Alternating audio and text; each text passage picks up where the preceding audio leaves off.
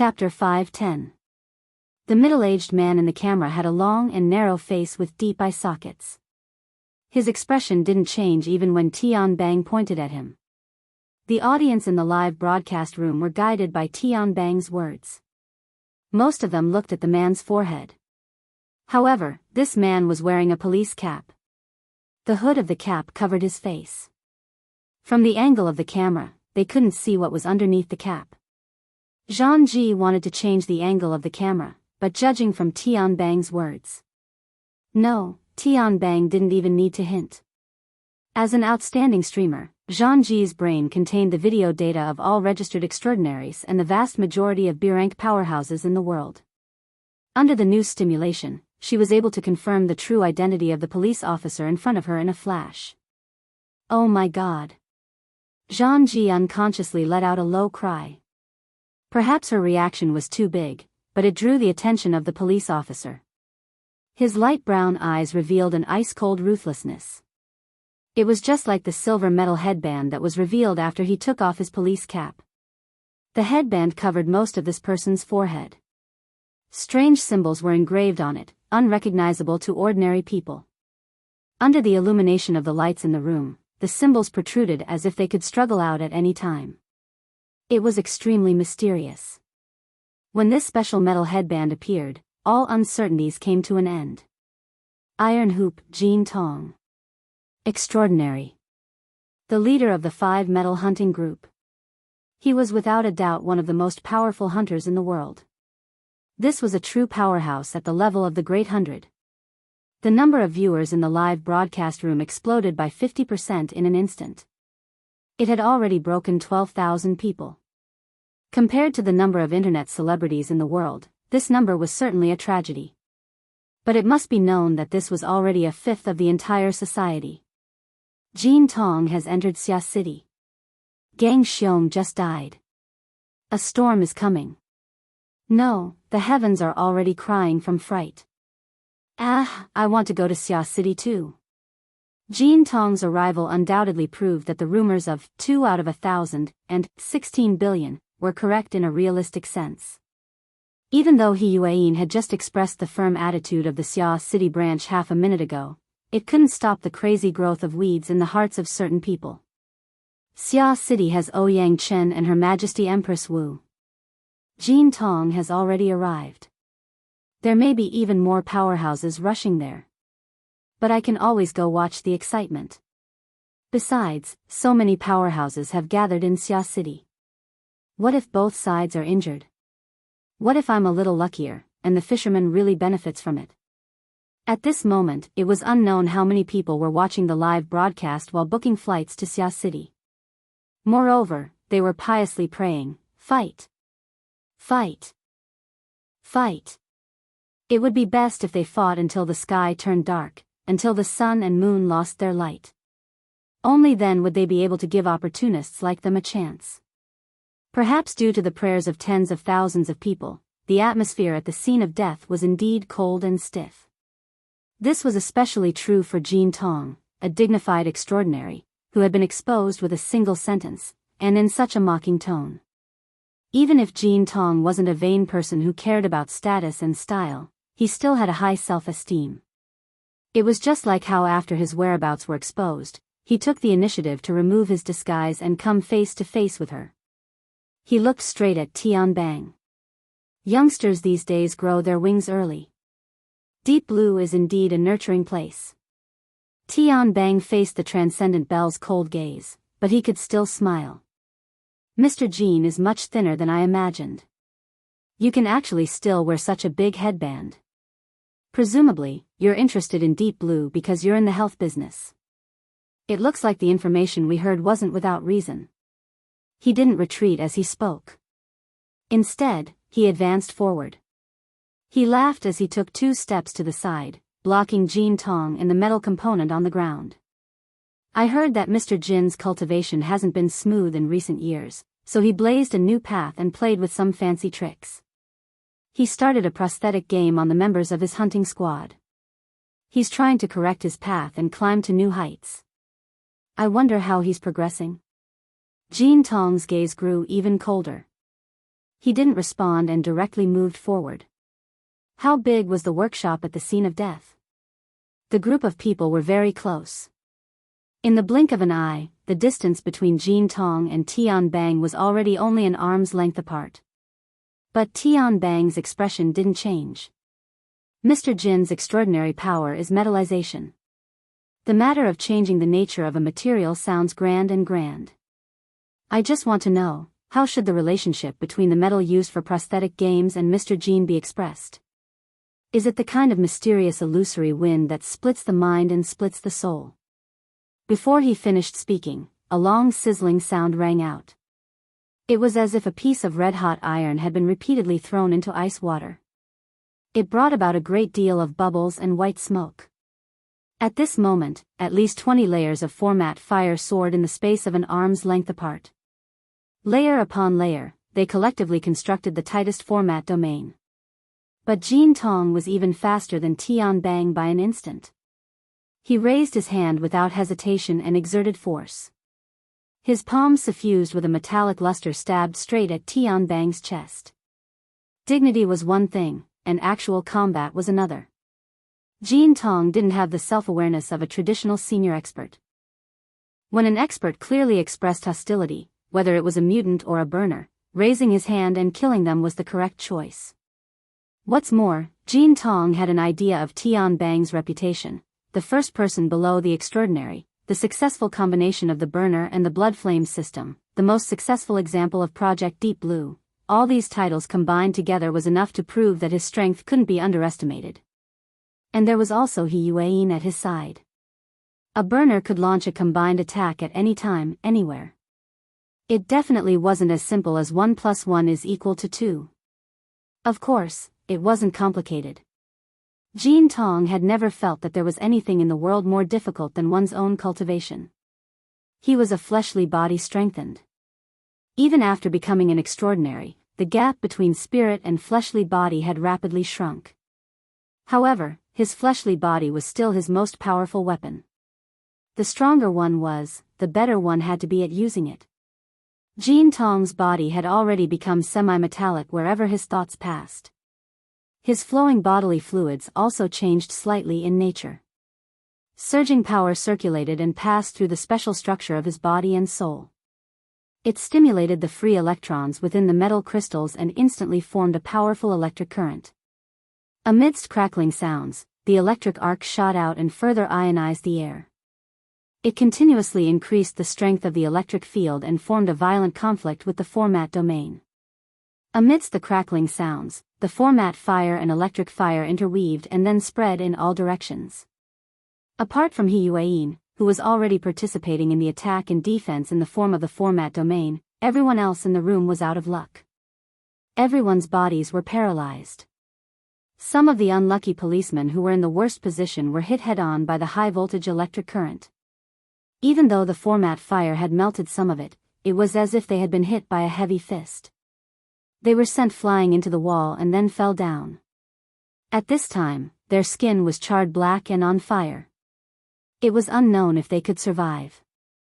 The electric field of the extraordinary domain wasn't actually good at killing, but under the coverage of the domain, the powerful ionization and electrolysis could destroy the basic structure of all matter and then reassemble it into a mess at will. The format domain was also seriously affected, and its structure was basically on the border of deformation and collapse. Jin Tong still had the strength to change the direction of the electric field strength. His energy beam took form, but the twisted arcs of light were like knives and whips. There was even a terrifying heat rising. Just by streaking across the air, a tyrannical aura of death came rushing over. Jin Tong controlled all of this from the center of the electric field. Wherever his thoughts passed, the lightning whips lashed out as they pleased. Even though the two peak burners were protected by the combined formatted domains, their arms, chests, shoulders, and cheeks were all left with scorched marks. Jin Tong aimed the killing power of the electric whip at He Yuan. As for the other, the metal structure in the corner warped soundlessly, turning into a narrow and thin blade. It shot up soundlessly and went straight for Tian Bang's lower abdomen. Everyone had to die in a specific way. Lightning flashed, and the killing intent was imminent. Yuan had actually raised a metal blade with good conductivity, and Tian Bang seemed to be completely unaware of the killing intent that was so close to him. Let's end this. Jin Tong felt the cold and tight headband on his head, and his thoughts focused. But in the instant that the electric light completely tore apart the format domain, a new power came crashing down from above. Suppression.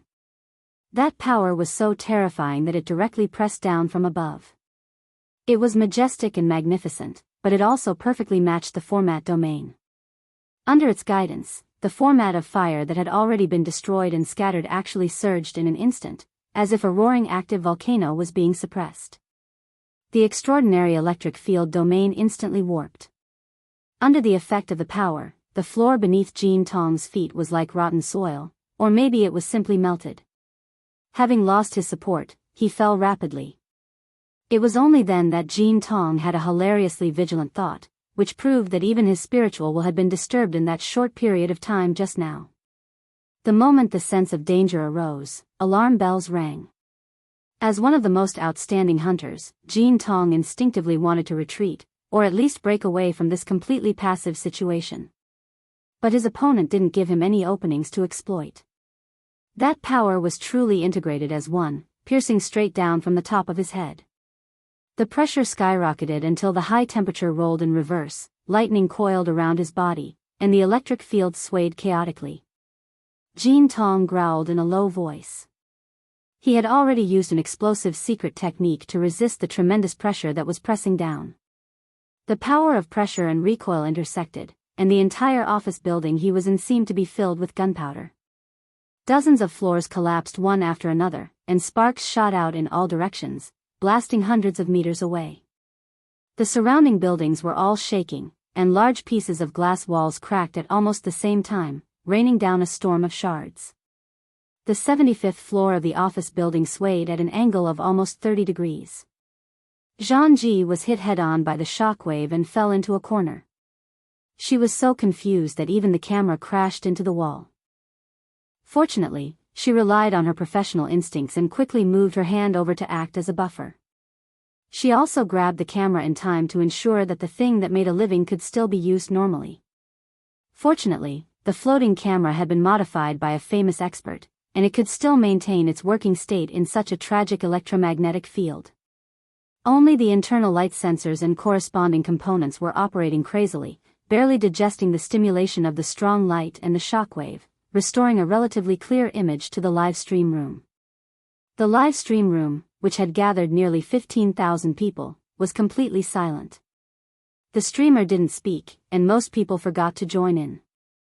Under the influence of the herd mentality, the image was clean, and there was only the crack that led straight to the bottom of the building, as well as the sparks and lightning that were spewing out from inside. It was like an active volcano in the city. And from this bottomless crack came Jin Tong's slightly hoarse roar. Wu Zhao. The sound and visual effects aren't bad. Chapter 5:11. Was the volcano about to erupt? The office building shook to such an extent that it seemed like it would snap in half at any moment. Zhang Ji was swaying left and right, her vision spinning. But half a second later, she successfully controlled the floating camera to fly out of the window. From a vertical angle, she captured part of the explosive scene from the 50th floor of the office building. This surging scene fully demonstrated Zhang Ji's ability to capture the camera after years of seeking death. Of course, at this time, no one would think that much. Most of the viewers in the live stream could only stare dumbfounded at the high-rise office building. From the base to the top, half of the building had been washed by the shockwaves of flames and lightning. From this scene, it could be seen that Jin Tong had been struck from the 75th floor all the way to the surface. He was more than 300 meters high, and the floor slabs, steel bars, metal frames, and so on were destroyed. Moreover, this did not include the number of people who might have died inside the building. This was a battle between extraordinaries. For most of the viewers in the live stream who paid attention to the battle results, this was not the first time they had seen extraordinary spar, fight, or even fight to the death. But that was because they had to rely on advanced video technology to watch relevant videos, highlights, and so on. There were less than 100 extraordinaries in the world, so it was impossible for them to be their live stream guests all the time. A very small number of people would occasionally be lucky enough to see a live broadcast, which was enough for them to savor for 3 to 5 years. But now, a true extraordinary level battle was unfolding in front of their eyes. On one side was Iron Hoop Jean Tong, one of the strongest wild hunters in the world. As for the other side, the name Jean Tong shouted had already revealed who his opponent was. Her Majesty Empress Wu. Ever since her battle with the High Priestess of the Public Church 2 months ago, announcing to the world that she had become an extraordinary, Her Majesty Empress Wu had finally revealed her extraordinary power to the world once again. Compared to the unfathomable mysteries on the spiritual level, there was no doubt that the current scene of buildings collapsing and mountains shaking was more in line with the aesthetics of the general public. Under the constant shaking of the camera, the number of viewers in Zhang Ji's live stream broke through from 15,000 to 20,000 in just a few seconds. Then, it continued to skyrocket. By the time the dust at the bottom of the stairs blocked everyone's view, the number of viewers watching the dust-filled scene had already exceeded 28,000. This had already exceeded 40% of the society's membership. On one hand, one could see how attractive a battle between extraordinaries was.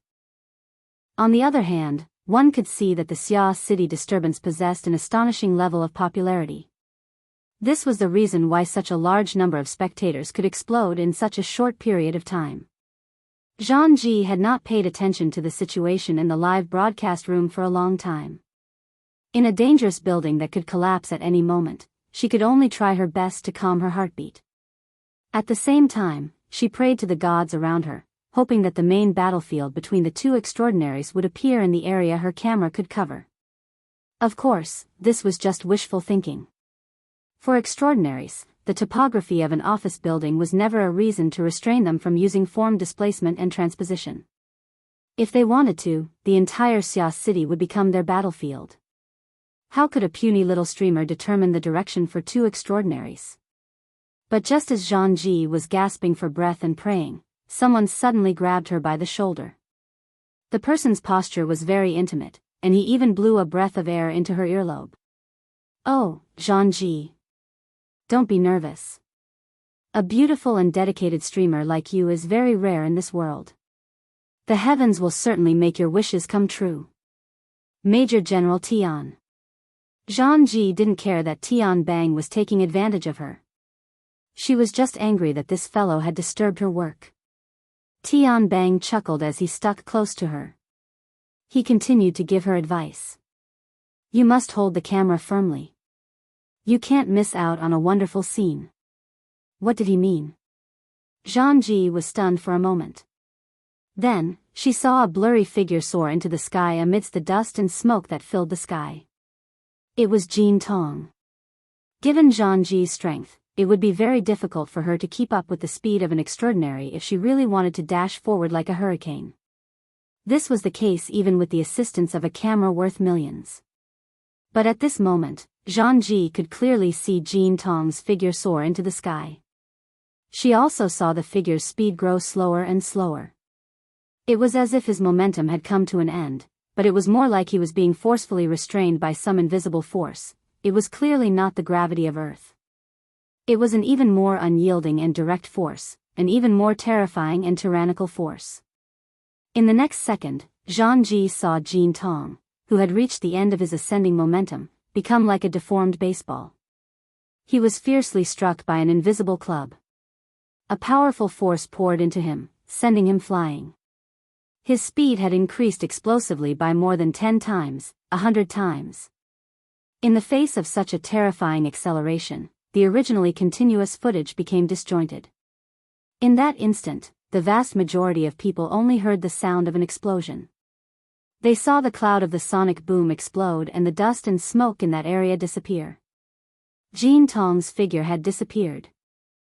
Zhang Ji's vision blurred. She could no longer see Jean Tong's figure. Here. At this time, Tian Bang, who was still maintaining an intimate posture, gently held the back of her neck. He exerted a little force and gestured for her to shift her line of sight. The corresponding camera also shifted accordingly. Half a second later, the tens of millions of dollars worth of camera automatically focused. It happened to capture the figure that was fiercely bounced off the glass wall of the building a block away. Bounced? That's right, bounced. This scene, the awkward scene, almost made some of the OCD viewers vomit blood. Zhang-Ji's logical thinking was also almost messed up. Fortunately, she was definitely not a vase that only knew how to act cute. On the contrary, she was an excellent streamer with very solid professional knowledge. While most people were still doubting their own eyesight because of the absurd scene in front of them, Zhang-Ji had already calculated the kinetic energy that Jean Tong carried at that moment based on the distance between the two buildings, the flight time of Jean Tong, and his approximate weight. Jean Tong's weight was about 80 kilograms, and his flight time was about 0.5 seconds. He was already a block away, and the straight-line distance was about 1,800 meters. Based on this calculation, the kinetic energy he carried could reach about 500 million joules.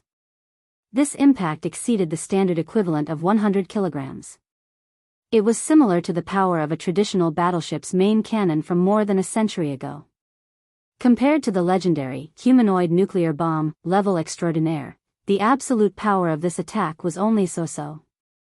Zhang-Ji also couldn't calculate the specific increase in the mental interference with the material plane. But the problem was that even if she only calculated the pure kinetic energy, such a high-speed impact actually didn't break through the glass wall one block away. This was something that shouldn't happen in the normal world. Since it had already happened, it proved that the rules of the area she saw had already invisibly changed. Did the buildings suddenly get strengthened, or did Her Majesty Empress Wu directly change the direction of the force?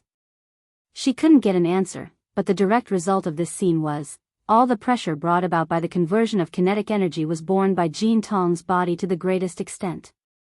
Being hit by a main cannon and having a cannonball explode in the stomach were two different things. If a standard equivalent of 10 kilograms was effectively used on a coin, without considering the wear and tear of the coin itself and its travel route, it could theoretically make this thing fly out of the Milky Way galaxy. 10 times the force was used on Jean Tong's body without holding anything back. Even an extraordinary would find it hard to endure such a tragic result. With a puff, blood splattered out of Jean Tong's eyes, ears, and nose. His eyeballs were about to pop out, and his thin and long face was contorted from the pain. His exposed skin was instantly smeared with a layer of red, and it was unknown how many of his capillaries and skin tissues had collapsed. As for the extent of the damage to his internal organs and bones, only Jean Tong himself knew. It was very difficult for outsiders to see the limits of an extraordinary. Just like at this moment, Jean Tong was suffering from all sorts of injuries. But in the blink of an eye, a hoarse and violent roar rang out. Jean Tong screamed as he curled up and shot out with all his might. Ah! The roar spread out, but what really made people's scalps go numb was another source of sound. In the void, it was as if hundreds of bowstrings had been released. Amidst this increasingly dense tremor, be it the building or the air a street away, everything produced dizzying distortions. There was another explosive rumble, and Jean Tong's body instantly turned into a tangible bubble before disappearing. Tian Bang's hand moved again, and Zhang-Ji consciously looked up in the direction of the force. She saw that in the gray sky, a long azure scar had been torn open at some point. It extended southeast, and wherever it passed, a dark red color seeped out. Jean Tong had probably activated some kind of long-distance escape technique. In the blink of an eye, he had already traversed dozens of kilometers and was almost out at sea. He ran away just like that? The battle between transcendents had ended? Zhang-Ji was a little dumbfounded by this anticlimactic ending, and so were the 30,000 viewers in the live-stream channel. It wasn't until the long scar was about to disappear into the horizon that a large number of bullet comments appeared. What's going on? Jean Tong has typed GG. Her Majesty Empress Wu has also typed GG. Jean Tong says that Xia City is too hard. He can't break through. I must have seen a fake live stream. But that fall just now really hurts. Accelerating from 0 to 10 times the speed of sound in an instant, and then returning to 0 in an instant. Just what kind of experience is that? Teacher Jean Tong can give lessons in the future and impart his experiences, but does he really know how Her Majesty Empress Wu did it? The surging bullet comments were already mixed in with the comments of many powerhouses. There was no lack of mockery and ridicule among them. It was true that Jean Tong's performance today was worse than dog shit. From start to finish, one of the best wilderness hunters in the world had been completely controlled by Her Majesty Empress Wu. He had completely lost the rhythm he should have had. Was Jean Tong not at his best, or was Her Majesty Empress Wu's strength beyond imagination? Chapter 5:12. Don't get distracted. Tian Bang reminded her. Zhang Ji looked up in shock and saw the dark clouds above Xia City distort once more. They burst apart. Although the turbulence was great, there was no sound. It was because of this that the pencil-straight long scar that nearly sunk into the horizon suddenly twisted and fell diagonally downwards. They were still fighting. Zhang Ji looked up at the strange scene in the sky and was delighted at first. She felt that the live broadcast could continue, but then she realized that the battlefield was too far away. It was beyond her reach. The broadcast room was filled with howls of grief when they saw the transmitted image. Some people didn't give up and encouraged, brothers and sisters of Xia City, it's time for you to show your worth. There really was a response from Xia City, I'm looking at Dongshuan Beach. I'm going with you. Squeak. I'll go. They're specifically currying favor with Her Majesty Empress Wu. Please share your live broadcast room number. Please open up the donation channel.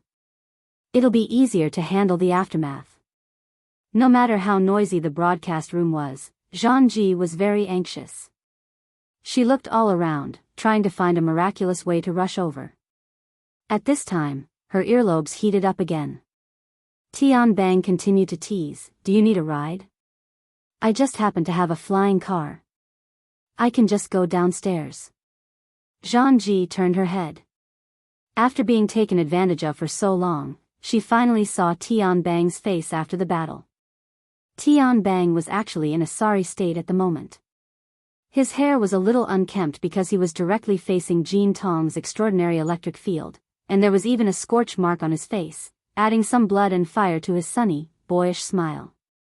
Of course, it also revealed part of his true nature. Zhang Ji blinked. The bit of emotion in her heart was quickly diluted. Doubt surged in her mind, and the vague thoughts that originally existed gradually became clear. You guys, shoo. You can't use the word we carelessly. I'm such a clean stream. When you mention me, it sounds like I'm forming a clique and scheming. That's how it was. Zhang Ji was about to ask again when Tian Bang took the lead. He leaped out of the broken window and flew downwards. This office building had been tossed around for so long. Anyone who wanted to use the elevator would have a serious problem with their intelligence. Zhang Ji naturally followed, but when she came out of the window, she subconsciously turned her head. She saw He Yuan staying at the scene. She had no intention of following. Hey, hurry up. Tian Bang called out from below. Zhang Ji caught up. What about Vice President He? She also has to clean up the mess. Ever since she became a secretary, this skill has been maxed out. I'm training Zhu Ling so that he can learn more. Zhang Ji sighed. She felt that Tian Bang's description of Officer He's character was a little broken. But very quickly, the desolate scene below dominated her senses and state of mind. Looking at the buildings that were almost in ruins, Zhang Ji could not help but feel sorrowful. The aftermath was probably the most difficult. The number of casualties caused by the clash of transcendence just now was probably no less than the chaos from last night until now. It was true that the police had sealed off the office building, but they had also used manpower. Just now, almost the entire building had been blown up. The police on duty should have suffered heavy casualties.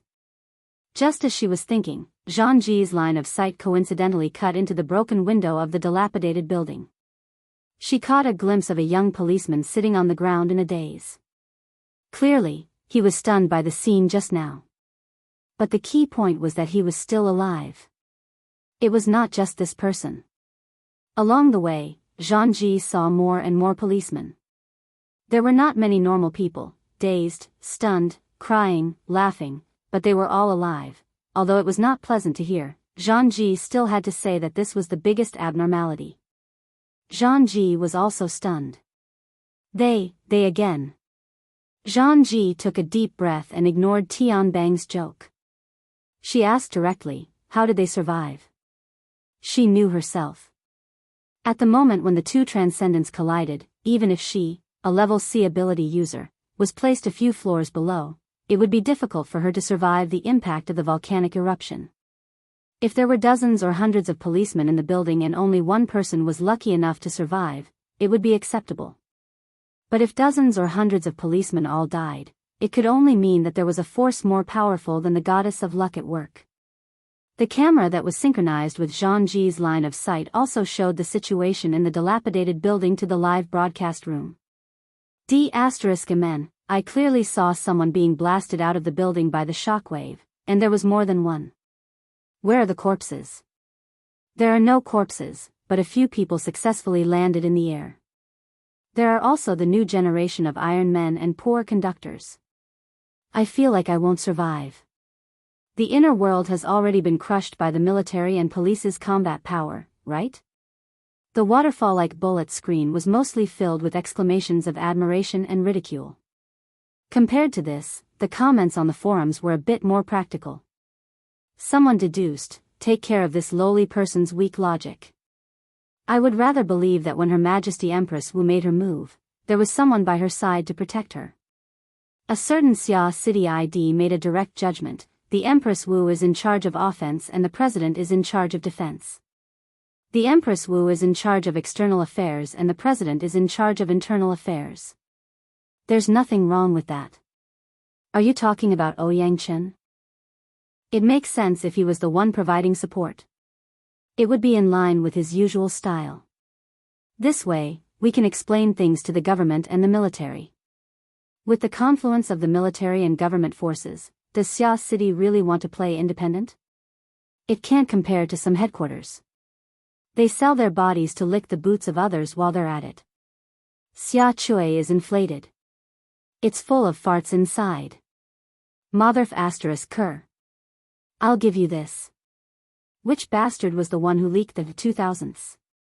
Several floors later, the map rumbled and exploded. At this time, those who still persisted in rational discussion belonged to the outliers. Someone in the middle asked weakly, what if Her Majesty Empress Wu did all of this by herself? What does that mean? This was originally a very good question, but a certain ID cut in at the right time and analyzed the overall situation. His mouth was very big, and his tone was even louder. Xia City probably wants to establish its might. Ouyang Chen and Yu Gang are certainly involved in this plan, and they most likely didn't play a good role. Establishing its might is especially effeminate. Can it really frighten people without the deaths of millions? F***CK, the person above just opened his mouth. That's awesome. The person above is the one with commendable courage. That's right, I'm talking about you. The great blood demon is mighty. He hit the nail on the head. Purple gold authentication. It really is blood demon. I'll take a photo with Great God Blood Demon as a souvenir. Is Great God Blood Demon still accepting disciples? Can I kneel first? Because of the sudden appearance of the extraordinary blood demon, the RT-8313 mission thread became exceptionally noisy. After a series of tosses and turns, the thread basically reached a consensus. Indeed, under the provocation of 2016 billion resources, the eyes of the vast majority of people would turn red with greed. If Xia City was suspected to be an allied power and haggled over the lives of people at this time, it probably wouldn't serve as a deterrent. Instead, it would encourage the greed of certain people and nurture their wishful thinking. So you're saying that Jin Tong can also retreat unscathed? Most likely. How many extraordinaries are there in the society? If one were to be cut down just like that, the pressure on Xia City would be enormous. In the thread, someone had already posted a crying laughing emoji. Thanks to the great blood demon's auspicious words, I will immediately book a plane ticket to Xia City. When I return, I might even be able to get the treatment of being escorted out of the country as a gift. Shameless as the person above. Will you allow me to tour Xia City with you? Let's go together. One-way plane tickets should be enough. Dog fart. Pure trash.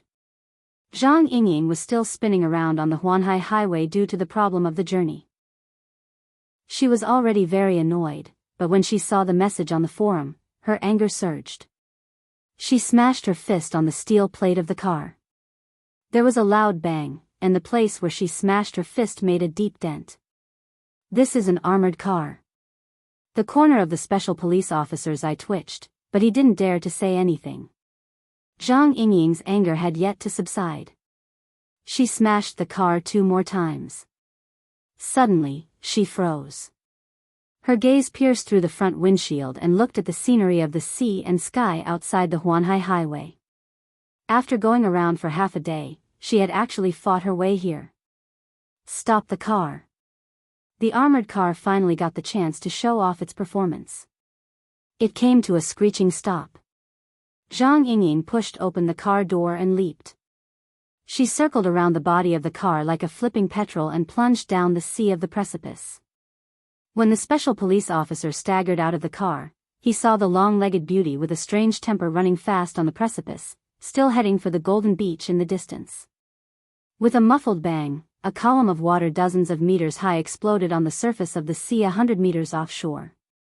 The surging waves and the splashing water droplets almost slaughtered all the creatures in the surrounding water, including the undercurrents in the deeper water. After such a series of actions, the terrifying kinetic impact was finally reduced by more than half. Ah! Jin Tong gasped loudly. He popped his head out of the shallow water, but he spat out another mouthful of blood, which mixed with the icy rain, salt water, gray waves, and white foam. There were also the remains of several fish and jellyfish. He felt that most of his soul had been lost. But he didn't have time to think about the extent of the injury to his body and soul. Instead, he used all his strength to stimulate his yuan qi and calm his mind. He also prepared an overbearing secret technique to stimulate his potential, ready to withstand the terrifying impact from Her Majesty Empress Wu. However, after a few seconds, although the pressure from the opposite side was always there, the substantial impact did not come. I actually smashed into the sea. Good luck. The sound waves were transmitted from the golden beach that faced the sea. Under the erosion of the freezing rain, the color of the beach was somewhat dim, like an orange peel that was close to rotting. Jin Tong was even more convinced that it was the death domain of the beauty on the shore. This, Her Majesty Empress Wu, who was respectfully addressed by the world, was now like a petty bourgeois girl strolling in the morning. She wore a classic white shirt paired with black wide-legged pants, with a slightly unruly leopard belt in the middle. Her shoes and socks could not be seen clearly. She could only see that her clothes were light and thin, swaying gently in the wind. She appeared even more elegant and pleasing to the eye. It was just that she was out of season. Of course, for an extraordinary like Her Majesty Empress Wu, the season had never been a factor. It was fine as long as it was arranged according to her mood. At this moment, her long hair was casually draped over her shoulders, dancing in the sea breeze and freezing rain. She was too lazy to take care of it, and it was already slightly wet. What was even more eye-catching was that she was holding an ancient book with slightly yellow pages that were vertically arranged. Just like how the ancients would read, the book was rolled up, leaving only 1 or 2 rows of ink characters. She ignored the wind and the rain and slowly savored it. When the voice rang out, Her Majesty Empress Wu did not even look Jin Tong in the eye. She was leisurely reading the book, seemingly attentive yet bored. She had even flipped a page in between. She was posturing, right? Perhaps so. But when they had exchanged blows just now, she had also been in this state. This woman, Wu Jiong, had smashed him into the sea while flipping through the book. Jin Tong stared fixedly at the beauty on the shore. No one could understand the pressure here better than he did. Of course, there was even more shame and fear. The depression in his chest surged up, and he barely managed to swallow it back down. And this irrational action further worsened the injuries on his body. This woman had integrated the format of fire at the beginning of her attack in the office building. Using an inconceivable method, she had forcefully pressed this special power of formatting into his body, interfering with and destroying his semi-metallic and near-superconducting body structure. After that, she had simply and straightforwardly attacked him with kinetic energy. She had even beaten his originally strongest physical cultivation into a half-cripple. Now, he no longer had a chance to turn the situation around. The venom of her vision, the ruthlessness of her heart, and the strangeness of her methods were truly something that Jean Tong had never seen before in his life. She had just become an extraordinary 2 months ago. Jean Tong had a Motherf *Cur that he had directly sent to all the intelligence agencies of the inner worlds. This kind of skillful and flawless attack method, let alone 2 months, even the veteran extraordinary who had cultivated for more than 20 years would most likely be brought to their knees. There were many strong men in the world who could swing a 1,000-pound hammer, but to be able to use a 1,000-pound hammer to weave brocade and embroider. Just what kind of monster was she? Jean Tong's mind was in turmoil. He felt that if he continued to let his imagination run wild, he might directly collapse. He could only forcibly restrain his mind, endure the discomfort of his body, and hoarsely say, "Wu Jiong, what the hell are you trying to do?" Her Majesty Empress Wu's attention was still on the book, or it could be said that she was in the most comfortable state she had created for herself. Jean Tong's clear questioning words entered her ears, but she didn't even raise her eyelids. "I warned you before not to go ashore, or else I would beat you to death. Let's not talk about the process, but now you've perfectly fallen back into the sea and haven't set foot on the shoreline. For the sake of this luck, I won't see you out." Jean Tong stared fixedly at Her Majesty Empress Wu. He didn't believe that the basis of this woman's decision was some damned luck or whatever. Even saying it was mood was more reliable than that. But he didn't say anything else. In this kind of situation, he would be an idiot if he spat out another word. Jean Tong had fought with the aberrations in the wilderness all year round, and it wasn't the first time he had encountered a crisis that could kill him. This had also trained him to be soft and hard, straightforward and submissive in his style of doing things. If he couldn't beat her, then he couldn't beat her. If Her Majesty Empress Wu really wanted his life, he would fight to the death. But since she didn't care about him, what harm was there in enduring for a moment and retreating? Jean Tong slowly breathed in and out. His body cut through the icy cold water and slowly moved backwards. But at this moment, he suddenly heard a vague sound. Someone was rushing over at lightning speed, and the content of the shouts was related to him. His heart jumped slightly, and he looked at Her Majesty Empress Wu on the shore. Even though there was a third party involved, this beautiful woman still didn't have any intention of changing her decision. The book in her hands flipped over another page. The patter of freezing rain fell, drenching her clothes and long hair, but when it touched the page, it all silently melted away. He had already been completely ignored. This wasn't an act. Perhaps from the very beginning, Her Majesty Empress Wu had never cared about him. Jean Tong gave Her Majesty Empress Wu a deep look. He wanted to carve this clearly high-profile, yet mysterious woman into his heart. Soon after, his entire body sank into the surface of the sea, retreating towards the deep sea. A few seconds later, he disappeared into the misty depths of the vast ocean. Hey, hey, hey, hey, hey. Just half a minute after Jean Tong disappeared, Zhang Yingying rushed over from the distant Huanhai Highway, panting. But in the end, she was still a step too late. She could only watch helplessly as Jean Tong disappeared into the distance. Her enthusiasm of seeing the battlefield fly over from beyond the sky and joining in on the fun was completely doused in ice. Zhang Yingying looked at her boss with a gaze of disbelief. Although she knew that no one could guess her boss's thoughts, in this dangerous time of war, to send off a great extraordinary enemy with a wave of his hand, such a strange train of thought, no, someone on the internet had clearly deduced this. "Boss, you," Zhang Yingying wanted to say, "Boss, are you crazy?" But she finally knew how to swallow those words. Then she wanted to say, "Don't tell me you guys really don't dare to kill me," but she felt that it was too sudden. Following that, her quick-witted mind couldn't find a third suitable replacement word. She could only say, you, for a long time. Even though she couldn't say the words out loud, her attitude was expressed. Her Majesty Empress Wu still gave face to her subordinates. She moved her gaze away from the scroll in her hand and looked at Zhang Yingying. She nodded and said, "You've almost reached the limit of your current level. The effects of cultivating your mind and body during this period of time are not bad. Next, you need to carve out your own path in order to change your fate and become independent from the world. Defy the heavens and change my fate? Boss, you've read too many novels." Zhang Yingying was so angry that she laughed. Also, are you reading Buddhist scriptures? Had he read too many Buddhist scriptures and learned the heart of a bodhisattva? That place is obviously full of bragging ****. Her Majesty Empress Wu turned her gaze back to the scroll. She said unhurriedly, "No matter how you boast, as long as you can boast to the point that many people don't doubt it, it can also be considered an extraordinary power that defies the heavens and changes fate. Of course, it would be better if there was a self-consistent logic.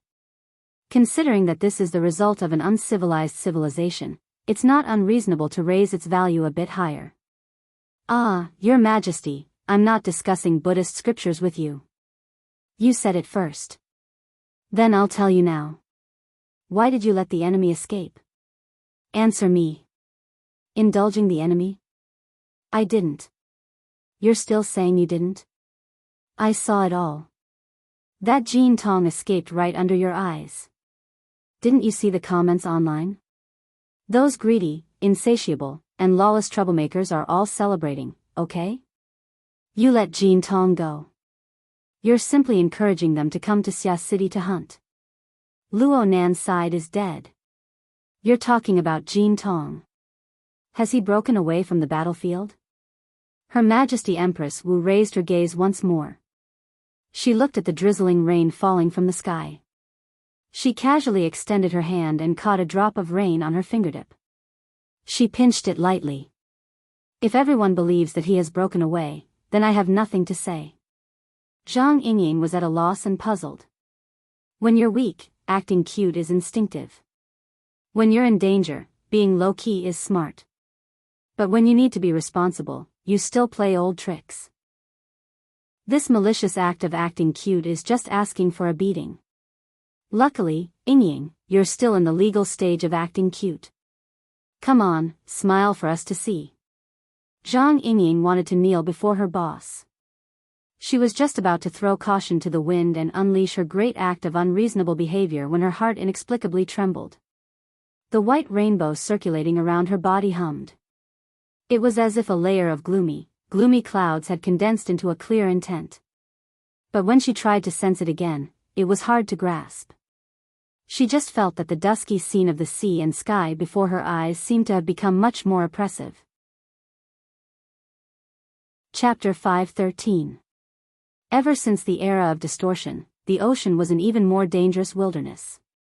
The original ecology of the ocean had already suffered irreversible damage, and a new aberrant biosphere had taken its place. In a certain sense, there were no living creatures in the ocean that were not aberrant. Even the most common of fish and shrimp had traces of aberration. Jin Tong silently swam in the ocean. Even someone as experienced as him had to be extremely careful in such a region, not to mention that he was currently heavily injured.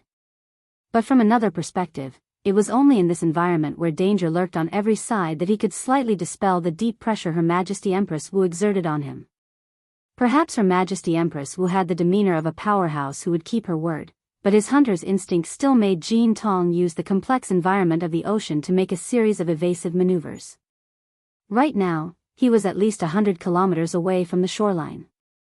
He had stirred up 2 large shoals of fish along the way. With them as cover, even the most proficient in tracking techniques would find it hard to track his movements in a short amount of time. But during the tense process of making arrangements, he would occasionally have bad memories enter his mind.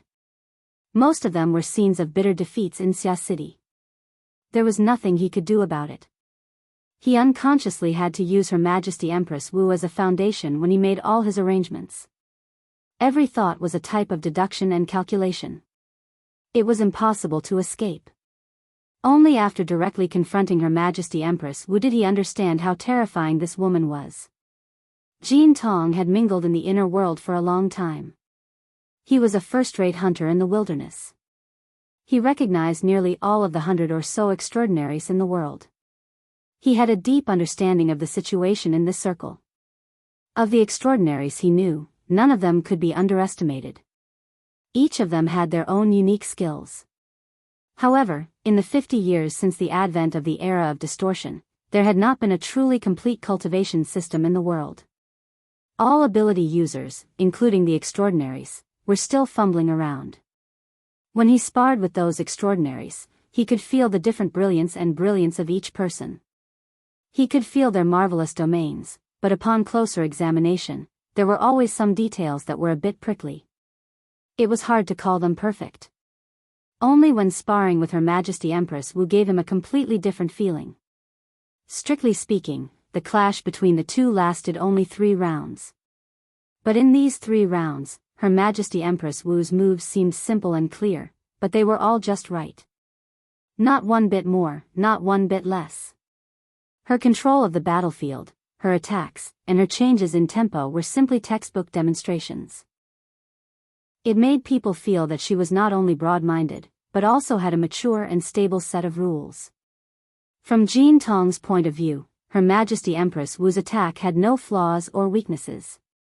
Every detail was perfect, forming a towering peak that could not be moved. This was the so-called, the more you look up to it, the more you look up to it. What was a divine weapon and what was a piece of scrap metal? It was clear as soon as one touched it. In fact, when the martial monarch released the techniques of the dripping sword and the burning heart saber on the internet, it had already given people such a feeling. It wasn't difficult to come up with an offensive technique.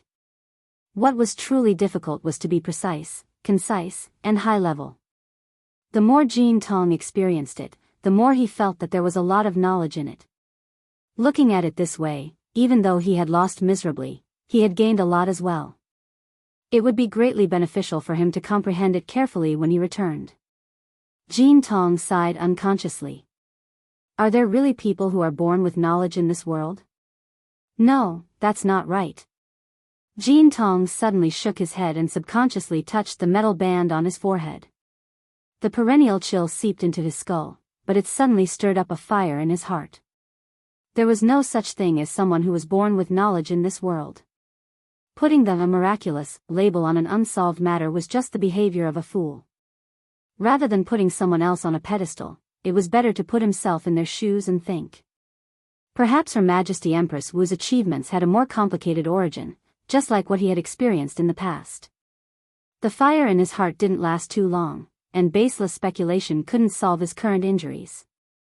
Jin Tong sank that speculation to the bottom of his heart and wanted to find a relatively safe area to recuperate. He moved, gently shaking his body to rub against the vibrations of the seawater. He emitted ultrasonic waves like a dolphin, probing the surrounding terrain and the living creatures. This was a small technique that experts of the physical side used in place of spiritual senses. It was said that there were many living creatures in the natural world that could emit ultrasonic waves and infrasound waves. Dolphins, bats, tigers, and elephants before the era of distortion were all typical examples. After the change of generations, there were only more such living creatures. Jin Tong knew that there were at least 100 species of living creatures on land and in the sea that possessed similar instincts. However, to be like Luo Nan of Xia City, to be able to emit destructive high-energy infrasound waves by relying on a mutant tool that wasn't even remotely related, Jin Tong's thoughts suddenly froze. That's not right. There was no reason for him to suddenly think of Luo Nan. Jin Tong's psychic senses of an extraordinary and the reality of his heavy injuries made him exceptionally sensitive. Moreover, he really did have a feeling of discomfort. His figure suddenly came to a stop, calmly hovering in the seawater. He temporarily stopped using ultrasonic waves to probe. His figure merged with the seawater, and only his thoughts and senses spun at high speeds. He switched from active probing to passive receiving. Every movement in the surrounding sea area was transmitted to him through vibrations, temperature, and other forms. He didn't have the extensive and meticulous perception methods of psychic ability users, but his tempered psychic senses could target a vague threat point in a certain direction and obtain an instinctive response. He could at least know where the threat was coming from through this method. However, the problem was much more serious than he imagined it to be. After he truly reacted, he discovered that all around him, above and below him. Actually, he could sense the entire sea area. He had entered a subtle and ice-cold atmosphere. Perhaps there wasn't anything that could directly threaten his life right now, but it was as if there was an incorporeal specter near him. The specter wandered about, drifting up and down. A bone-chilling chill that transcended the plane of reality seeped into him, thread by thread. This chill seemed to be familiar to him. Jean Tong's figure floated up with a thought, and he broke through the surface of the sea. The gloomy colors of the sea and sky had persisted for many days. The surroundings of Xia City and the open sea were all like this. Right now, the sea was covered in powdery rain. It couldn't be considered a freezing rain, but it was still cold and dense. Jean Tong allowed the powdery rain to brush against his face as he gazed into the distance.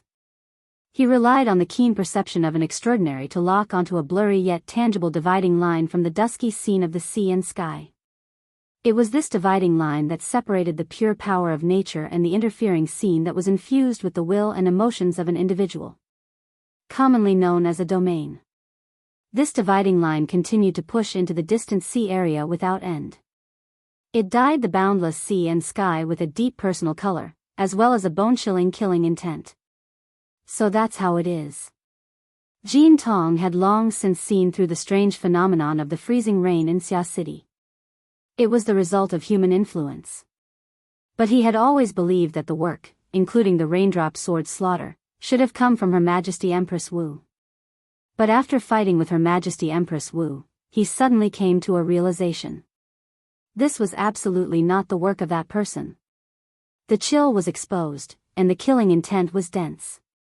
It was far too different from Her Majesty Empress Wu's perfect harmony. Of course, it wasn't Ouyang Chen either. This state of wanton spreading was completely different from that person's strict style. In other words, there was actually a third person besides Ouyang Chen and Her Majesty Empress Wu. This person was. Jean Tong carefully sensed the concentrated emotions and killing intent in this region, and he came to an answer. There was no doubt that only those extraordinary characters of the mental side, and they weren't bound by common sense, could construct such a weak yet inconceivably embryonic domain. There were many famous characters in Xia City, but most of them were already set in stone. There was only one up-and-coming star who had made a great name for himself in a short period of time. Moreover, this star was one of Jean Tong's targets in his trip to Xia City. Luo Nan? Was it him? Jean Tong was still a bit uncertain. The interference power of this freezing rain domain towards the plane of reality was very ordinary. It lacked a constructed pillar and backbone, and it wouldn't pose too much of a threat to true experts. But how far was he from the shore? He used the satellite positioning system to confirm his latitude and longitude. He was roughly 200 nautical miles away from Xia City. The straight-line distance was nearly 400 kilometers. If the range of Xia City itself was included, then it could be said that it was truly 1,000 kilometers away. It blotted out the sky and covered the earth. What a joke. Anyone who could expand their mental senses to 1/10 of the range would be an extraordinary. Then what was this fellow? Extraordinary X10? Jean Tong suddenly understood how Gang Xiong and noise had died. Doing things within this range of mental senses was practically the same as putting one's heart against the tip of a knife, shouting, "If you don't stab me to death, then you're my grandson." What was the point of not dying? Though he was already several hundred kilometers away from Xia City, Luo Nan's knife light had begun to draw shadows behind his neck. Jean Tong snorted coldly when he thought of this. His energy surged outwards, forcefully breaking through the rain and mist that filled the sky. The penetrating chill was isolated outside. He soon discovered that this was meaningless. He suspected that Luo Nan's domain did not specialize in confinement and killing. It was more like a carrier for mental senses. So what if he drove it away and shielded it? The dividing line of the sea and sky scene was several dozen kilometers wide. It was vast and mighty, and it was hard to see the end. How could he drive it away with the strength of one person? Could it be that he had guessed wrong? Luo Nan had the strength of one person. How in the world did he accomplish this? He carefully examined the principles of this domain. It was connected to the polar domain above and to the microscopic form below. Only by severing this connection would he be able to act. It would have been fine if he was on the mental side. At worst, he could just retaliate back. But in this current situation, Jin Tong let out a breath. He was simply unable to estimate the limits of Luo Nan's soul strength. He was also unable to imagine the scale of Luo Nan's reserves. Cough, cough. His blood rushed to his throat, causing a knot to form in his heart. His irritation gradually rose. If he were at his peak, he wouldn't care. Even if Luo Nan entangled him, Luo Nan would be nothing more than a mosquito. Luo Nan would not be able to harm his foundation. But right now, he urgently needed to find a place to heal his injuries. How could he gather his strength if he was constantly being watched? Jin Tong suppressed his negative emotions with difficulty, but he knew that he had to change his plans. He hoped that Her Majesty Empress Wu was a person who kept her promise. He used his wristband to contact his subordinate who had been lingering in the open sea. He reported his current coordinates. "Come here and pick me up." It was safest for an injured beast to lick its wounds in an isolated and uninhabited place. But right now, Luo Nan was like a maggot attached to the bone. He needed to leave the sea area covered by the freezing rain domain as soon as possible. He crossed the dividing line with the fastest speed possible, suppressing the expansion speed of Luo Nan's domain. Jin Tong quickly hung up the phone, but he could still hear his subordinate trembling with excessive joy. Clearly, the news of his great defeat in Xia City had already spread. "Do they think I'm going to die?" Jin Tong snorted coldly. He recalled the rather famous female streamer from the inner world in the office building. With such a person there, the news of him being blasted out of Xia City would probably be known by the entire world. Even though he was at his level, empty fame was no longer a burden. But when he thought of Her Majesty Empress Wu's awe-inspiring divine might, he couldn't help but be in a bad mood. His thoughts reached this point, and his mind became a bit absent-minded. He unconsciously recalled the details of his experience fighting against Her Majesty Empress Wu. He pondered over how he should deal with her if they were to fight again. It was absolutely impossible for ordinary methods to match up to her perfection and profoundness. His thoughts entered the alley, and it was hard to deviate. Jin Tong stood on the surface of the sea, his mind immersed within. He was in a trance, unaware of the passage of time. Jin Tong only came to his senses when the sound of his subordinate's airship entered his ears. He wanted to move, but his chest suddenly felt stifled. He discovered that he was lacking in blood essence. Hiss, I was actually exhausting my mind to make a deduction just now. How could I do something so unwise? Jin Tong's mind was agitated, and it was as if a cup of ice water had been poured over his heart. He suddenly felt that something was wrong. The airship that was approaching at high speed was already clear in silhouette. He could even see the cockpit and the figures of the people on the front deck. But why were those people staring in shock and fear? Chapter 5:14. The airship came close to the surface of the water. Someone on the deck finally struggled out of his terror and shouted loudly to remind his captain. However, he couldn't say anything in his anxiety. Jin Tong didn't need to be reminded to know that he had fallen into a trap. Just as the shadow appeared, his sensitive spiritual sense was covered by a layer of mist, making it hard for him to see clearly. He sank his mind and subconsciously took a step out on the surface of the sea. He saw a black curtain falling from the sky, covered by an infinite starry sky. He saw smoke and clouds rising together, and there was even the sound of metal clanking. As for the feeling on his body, it became even worse. It was as if he was wrapped by something, and it was very difficult to move. Jin Tong's face darkened. Just as he was about to return to his inner vision to check his meridians, a huge furry claw suddenly stretched out from the depths of the smoke and clouds, pouncing towards him. Blood-colored flames curled around it. Before it could be seen, the surrounding void and even the spiritual plane were already rumbling and shaking. It was as if a volcano had erupted, shaking the earth and mountains, and the scorching heat was pressing down.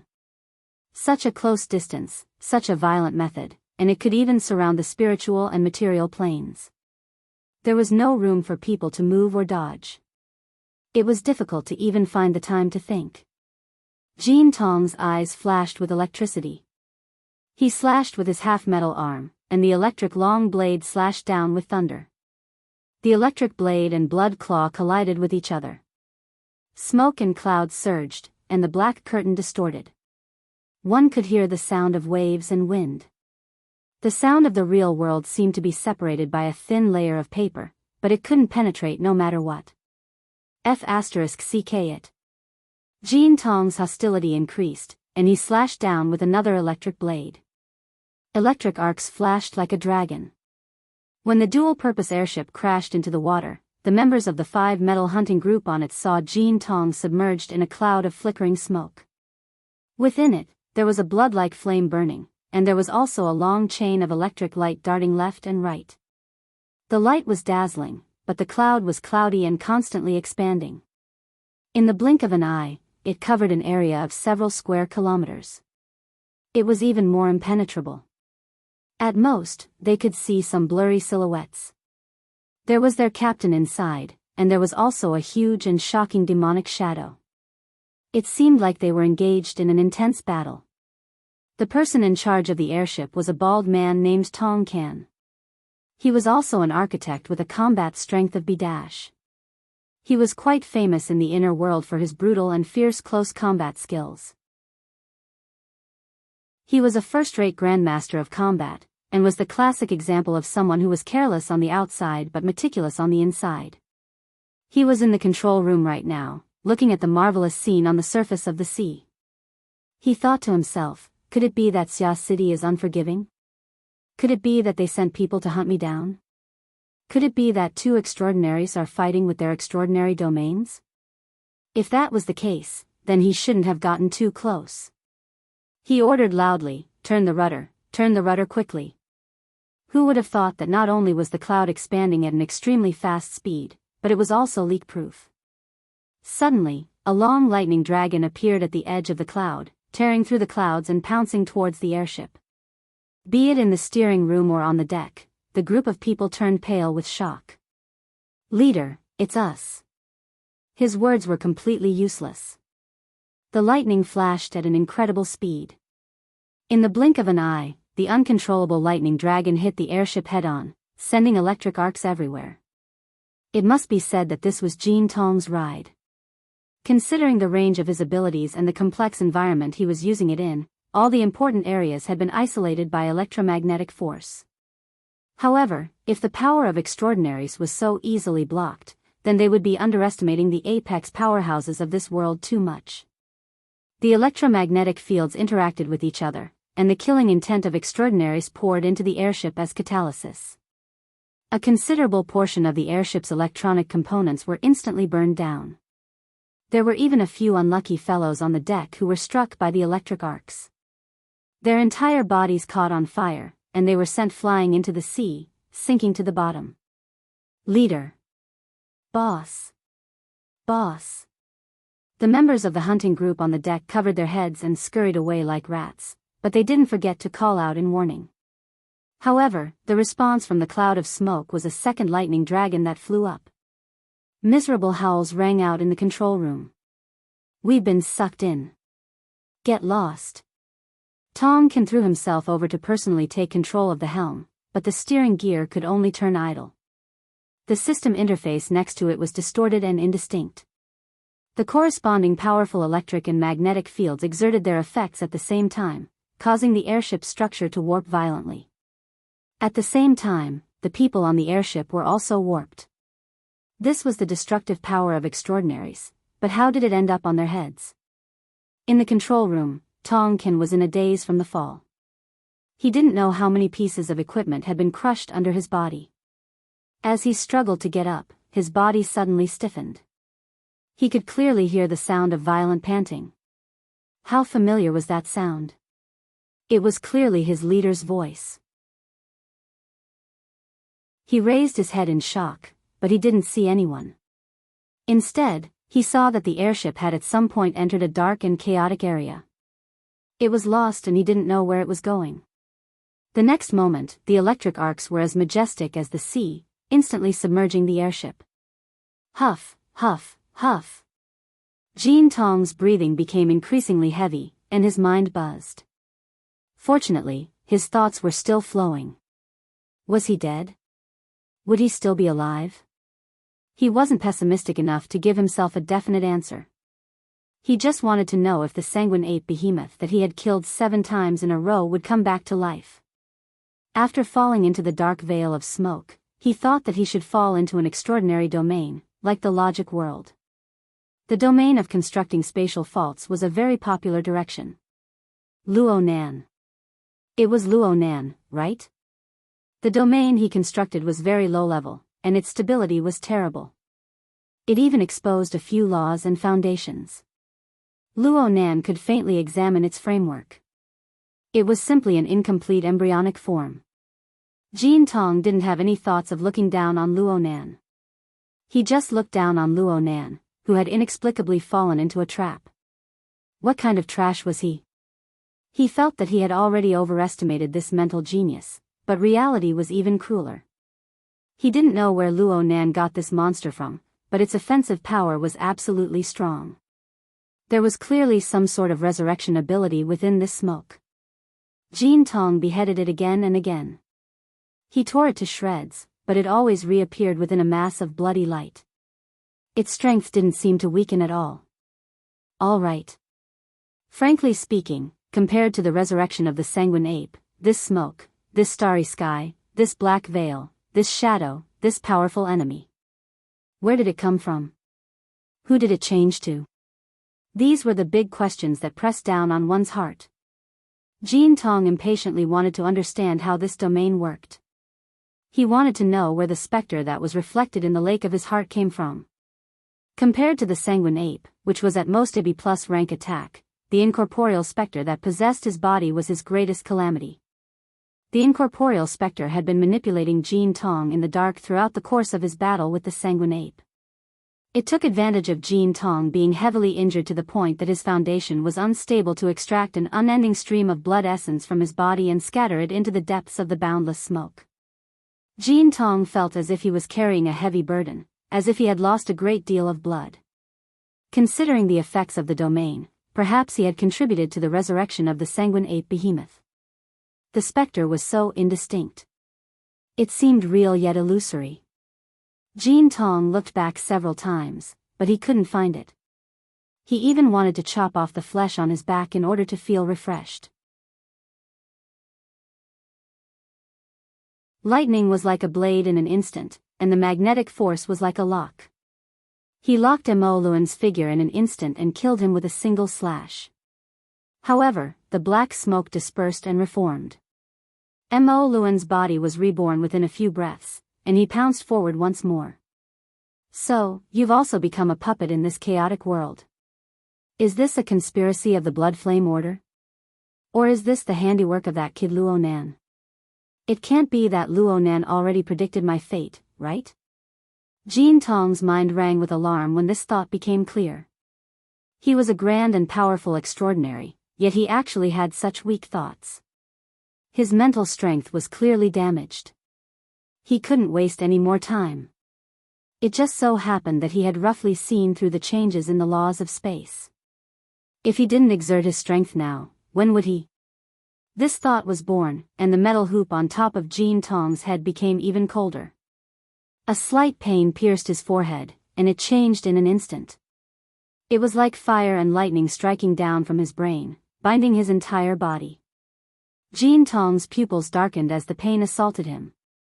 The lightning and magnetic field ring retracted within his body, allowing Mo Luan to attack within. His gaze grew even colder as he watched the black smoke's soul body transform from illusory to real, about to seep into his body to attack.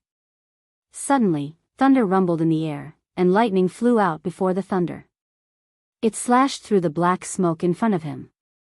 Not only did this slash kill Mo Luan once more, but its power grew even stronger. It brought with it an electric and magnetic field, using ionization and electrolysis to diffuse the void. It mixed with material properties and contained a sharp edge. It forcefully pierced through the transformation of the smoke and clouds. Another clap of thunder rang out, and light suddenly appeared. A high cliff suddenly rose from beneath Jean Tong's feet. Its power coiled and lingered, and lava flowed. There was an altar at the peak of the mountain. Rays of light coiled around it, forming over a dozen groups of runes. The mountain acted as a prison, trapping Jean Tong within. The binding and oppressive feeling behind him grew heavier, faintly resonating with the altar and the runes. Jean Tong laughed in spite of himself. He had finally revealed himself. Though this place was unfamiliar, he had Mo Luan's lead and combined it with the relevant information. He already had some ideas. The Blood Soul Temple. It really was a remnant of the Blood Flame Order. What was the relationship between Luo Nan and the Blood Flame Order? Forget it. None of this was important. It could be seen from the attack just now that Jean Tong's extraordinary strength had already exceeded the bearing range of Luo Nan's embryonic domain. Then no matter how miraculous the Blood Soul Temple was, it was nothing more than an illusion to him. Could it be that Mo Luan was no longer reborn? He had even used his own psychic perception to capture the location where Luo Nan was suspected to be. That fellow was right above his head. Did he really think he was some sort of supernatural being that overlooked the world? Die. Jean Tong didn't give Luo Nan any time to react. Lightning condensed into a flying spear, and he raised his arm, ready to throw it.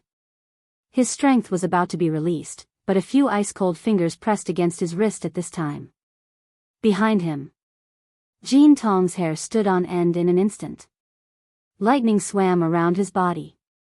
Under the catalysis of the powerful electric field, his figure seemed to have shed the boundaries of an ordinary body. He twisted into light and pounced forward.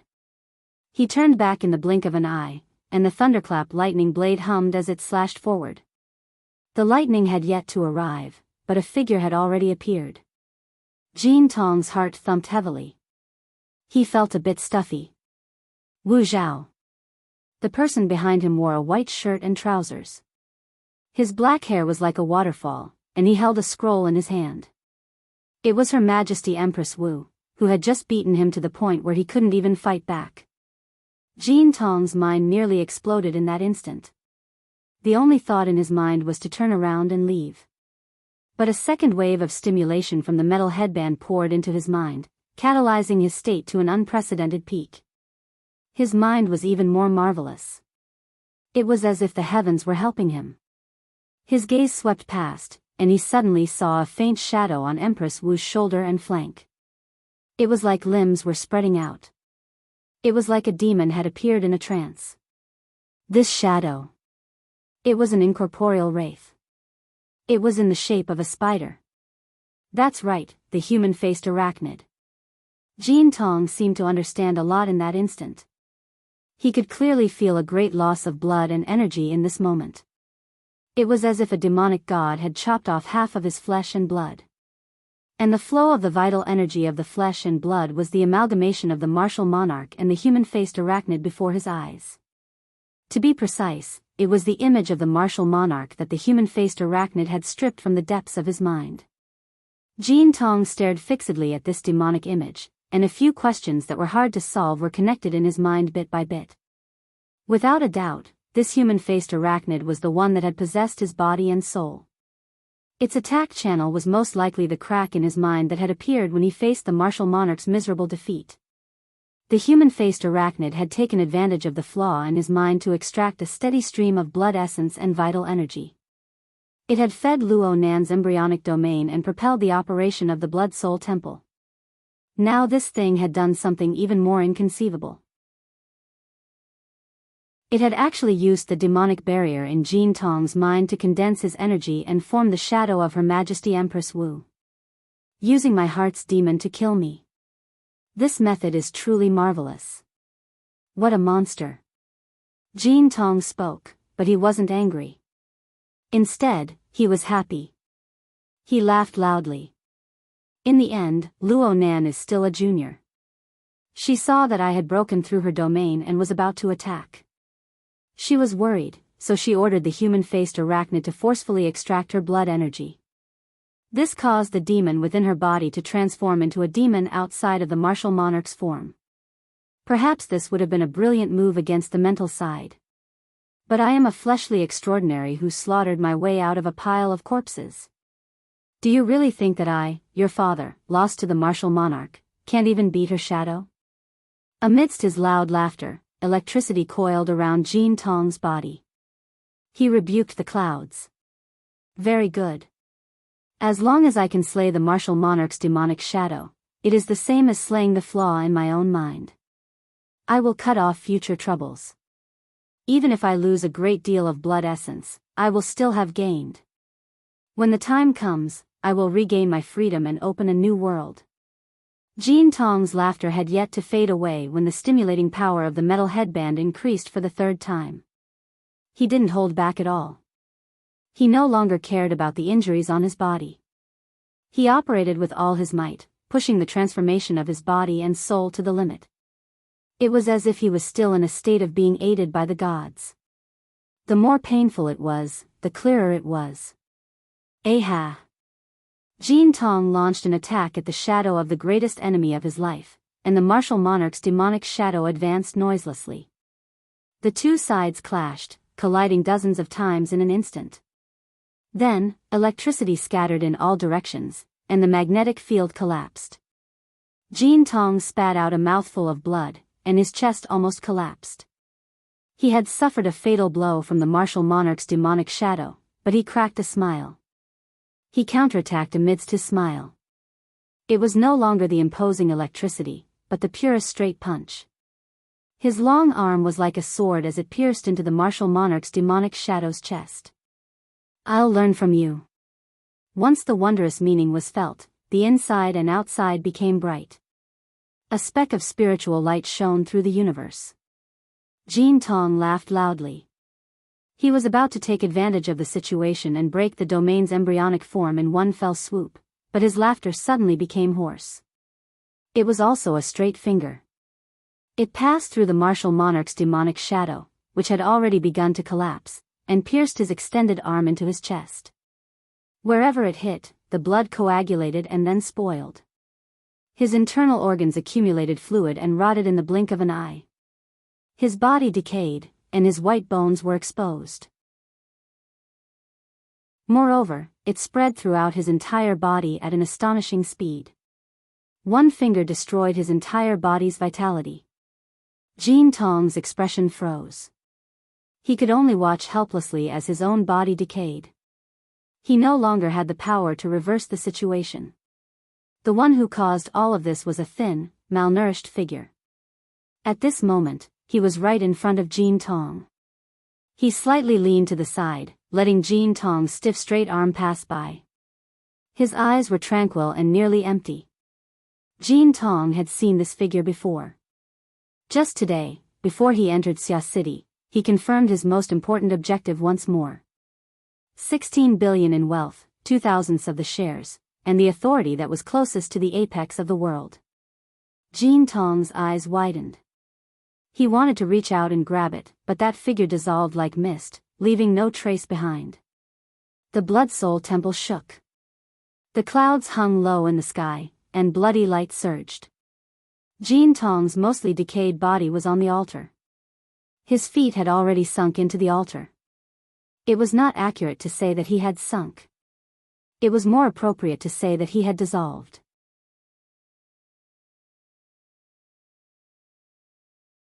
Chapter 5:15.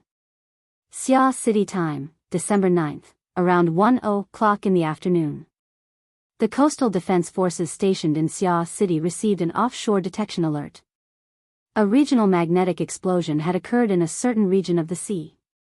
Although it didn't directly affect normal production and life, it could cause interference to the mutant lifeforms in the nearby region. Although it was already the end of the year and the astronomical great tides had subsided, the coastal defense forces still didn't dare to lower their guard due to the turmoil in Xia City. They had been upgraded to the 3rd level of combat readiness. 5 minutes later, the drone took off and arrived at the target sea area 20 minutes later. The high-definition camera carried by the drone captured the most dangerous and eye-catching elements of this region with practically no difficulty. When the staff responsible for command, surveillance, and control saw the deathly white and cold region, the entire Coastal Defense Forces command center was unexpectedly silent. The sound of the drone's wings rippled across the sea. Tianbang and Zhang Ji's armed helicopter arrived in this region of the sea almost at the same time as the drone. It circled in the air above. The scene they saw with their naked eyes was more realistic, more chilly, and more impactful than what the command center saw through the camera. On the undulating waves of the sea, a hill over 15 meters tall quietly floated. The vast majority of its structure was deathly white and soaked in the color of deathly stillness. It was simply formed from countless bone fragments pieced together. Broken bones and sharp stubble crisscrossed and crisscrossed, vividly distinguishable. The white bones were like a mountain, floating in the sea. The doors on both sides of the helicopter were open. Zhang Ji occupied one side. The sea breeze and the turbulence from the helicopter's wings assaulted her face. She didn't know when, but she held her breath.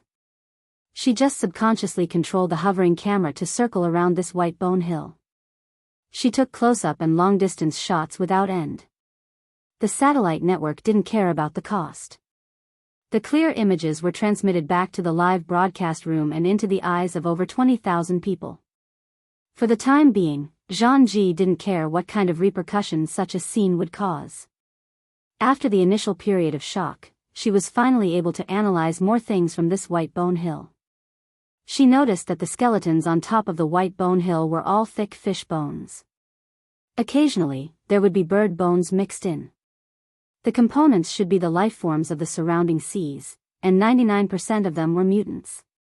The problem was, the color of the bones was awe-inspiring like new. But what about the flesh and blood?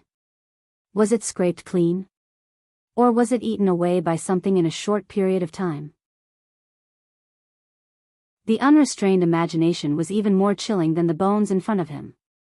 And under the mountain of bones, there was a special component that didn't match the whole thing. It was a half-tilted dual-purpose airship.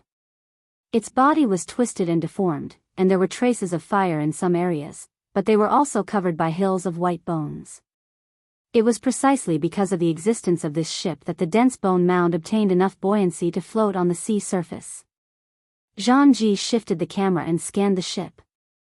Finally, it locked onto the ship's number and name. Gold accumulation. Zhang Ji scanned through the information in her head, and her breathing became a little stifled. This is the transport vehicle of the 5 metal hunting group. From the looks of it, they might have been completely wiped out. She didn't get a response from Tianbang. It wasn't just because of the noise from inside and outside the helicopter.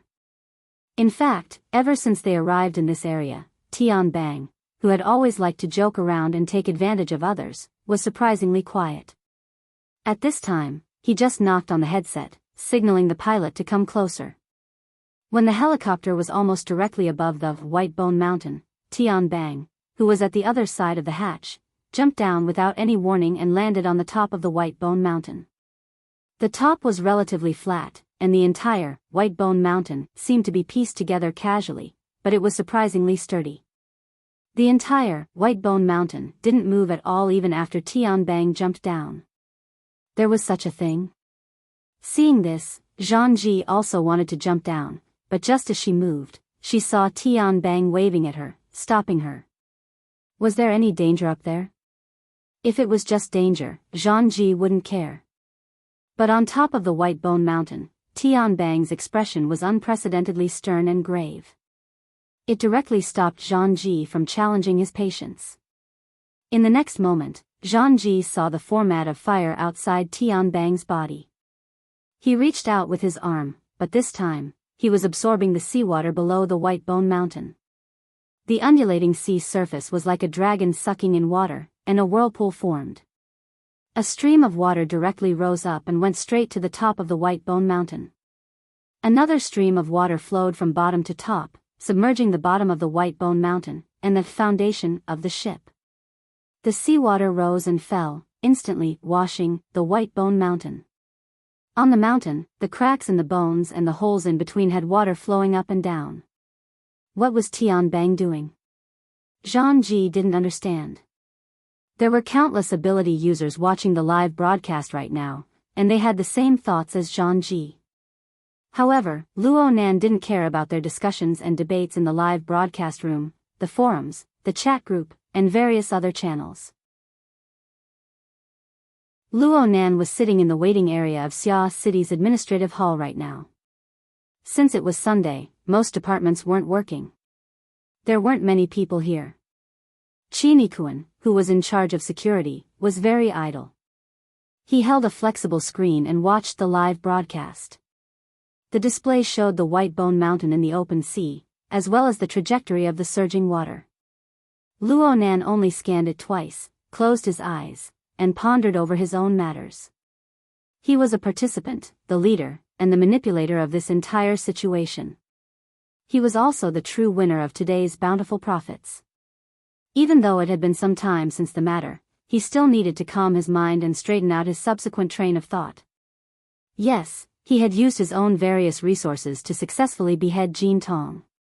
This was an amazing accomplishment. And the core thing that allowed him to realize this accomplishment was the altar frame that he and the Wraith sign had constructed together. It could be called the Beast Fighting Arena. In the marvelous space constructed by the order frame of formatting theory, Luo Nan was the controller. He had always been playing a game of balance where there were gains and losses, Luo Nan had experienced something similar before. At the time, the Wraith sign and Rui Wen had exchanged pointers on the altar. They had risen in level at the same time, ultimately prompting the awakening of Rui Wen's supernatural powers. Another time, the Wraith sign had crossed space to confront the human-faced arachnid of the Order of Justice. Through these two experiences, Luo Nan had a general understanding of the operating rules of the altar. As long as one maintained self-will here, one would be able to borrow the power of the sacrificial offering to ascend and break through. One was bound to gain something here. But at the same time, those who stepped onto the altar were sacrificing themselves in order to comply with the ultimate rule. The winner takes all. The loser withered and perished. And relative to the rules, the only people who had special privileges were Luo Nan and the Wraith sign. The Wraith sign was the provider of the altar frame. It possessed the most cunning instinct to utilize the rules. Even if it failed, it could find a scapegoat. The Wraith sign was the one. Luo Nan was the controller and supporter of the altar frame. Naturally, he surpassed the Wraith sign. He was the one. But for now, Luo Nan was a person with special privileges. He was still fumbling with his own rights. He profited from this and received offerings, but he could not determine victory or defeat between the sacrificers. Right now, the only thing he could control was deciding what the sacrificers could offer and what they couldn't offer. What they could obtain and what they couldn't obtain. For example, though I know your pockets are rich, I don't want money. I only want your fingers. I also know that you are very hungry, but I won't give you food. Instead, I will gift you with beautiful clothes. And so on. Luo Nan was adjusting throughout the entire battle. He constantly increased the consumption of Jin Tong's flesh and blood according to Jin Tong's state. This allowed Jin Tong's thoughts to grow clearer and clearer, but it also consumed a great deal of mental energy. He maintained the balance of the rules of the altar, but he imposed the imbalance of demands onto Jin Tong's body. From this, he controlled the overall situation. Of course, the most fundamental rule of the altar was that the winner takes all. If Jin Tong really made it through this hurdle, Luo Nan would have no way of stopping him from soaring to the heavens. In reality, one really couldn't underestimate the wisdom and accumulation of any extraordinary. Jin Tong really was going to succeed in the end. However, Rui Wen appeared just in time. Jin Tong's spiritual awareness broke through the barrier, and his flesh and energy were completely exhausted. She dealt a fatal blow. Everything that Jean Tong had was completely obtained by the side that Luo Nan supported. Right now, the bright imprint that came from Jean Tong's body was climbing up the mountain of the Blood Soul Temple. It passed through the stone forest and the lava lake. Even though the strange energy was melted away, it was unharmed. It passed through the courtyard and the garden. Though the shepherd's imprint was left behind, it did not stop this object. Then there was the third level of the cave. The stone statues of the mush-mouth ape and Mo Luan were already placed here.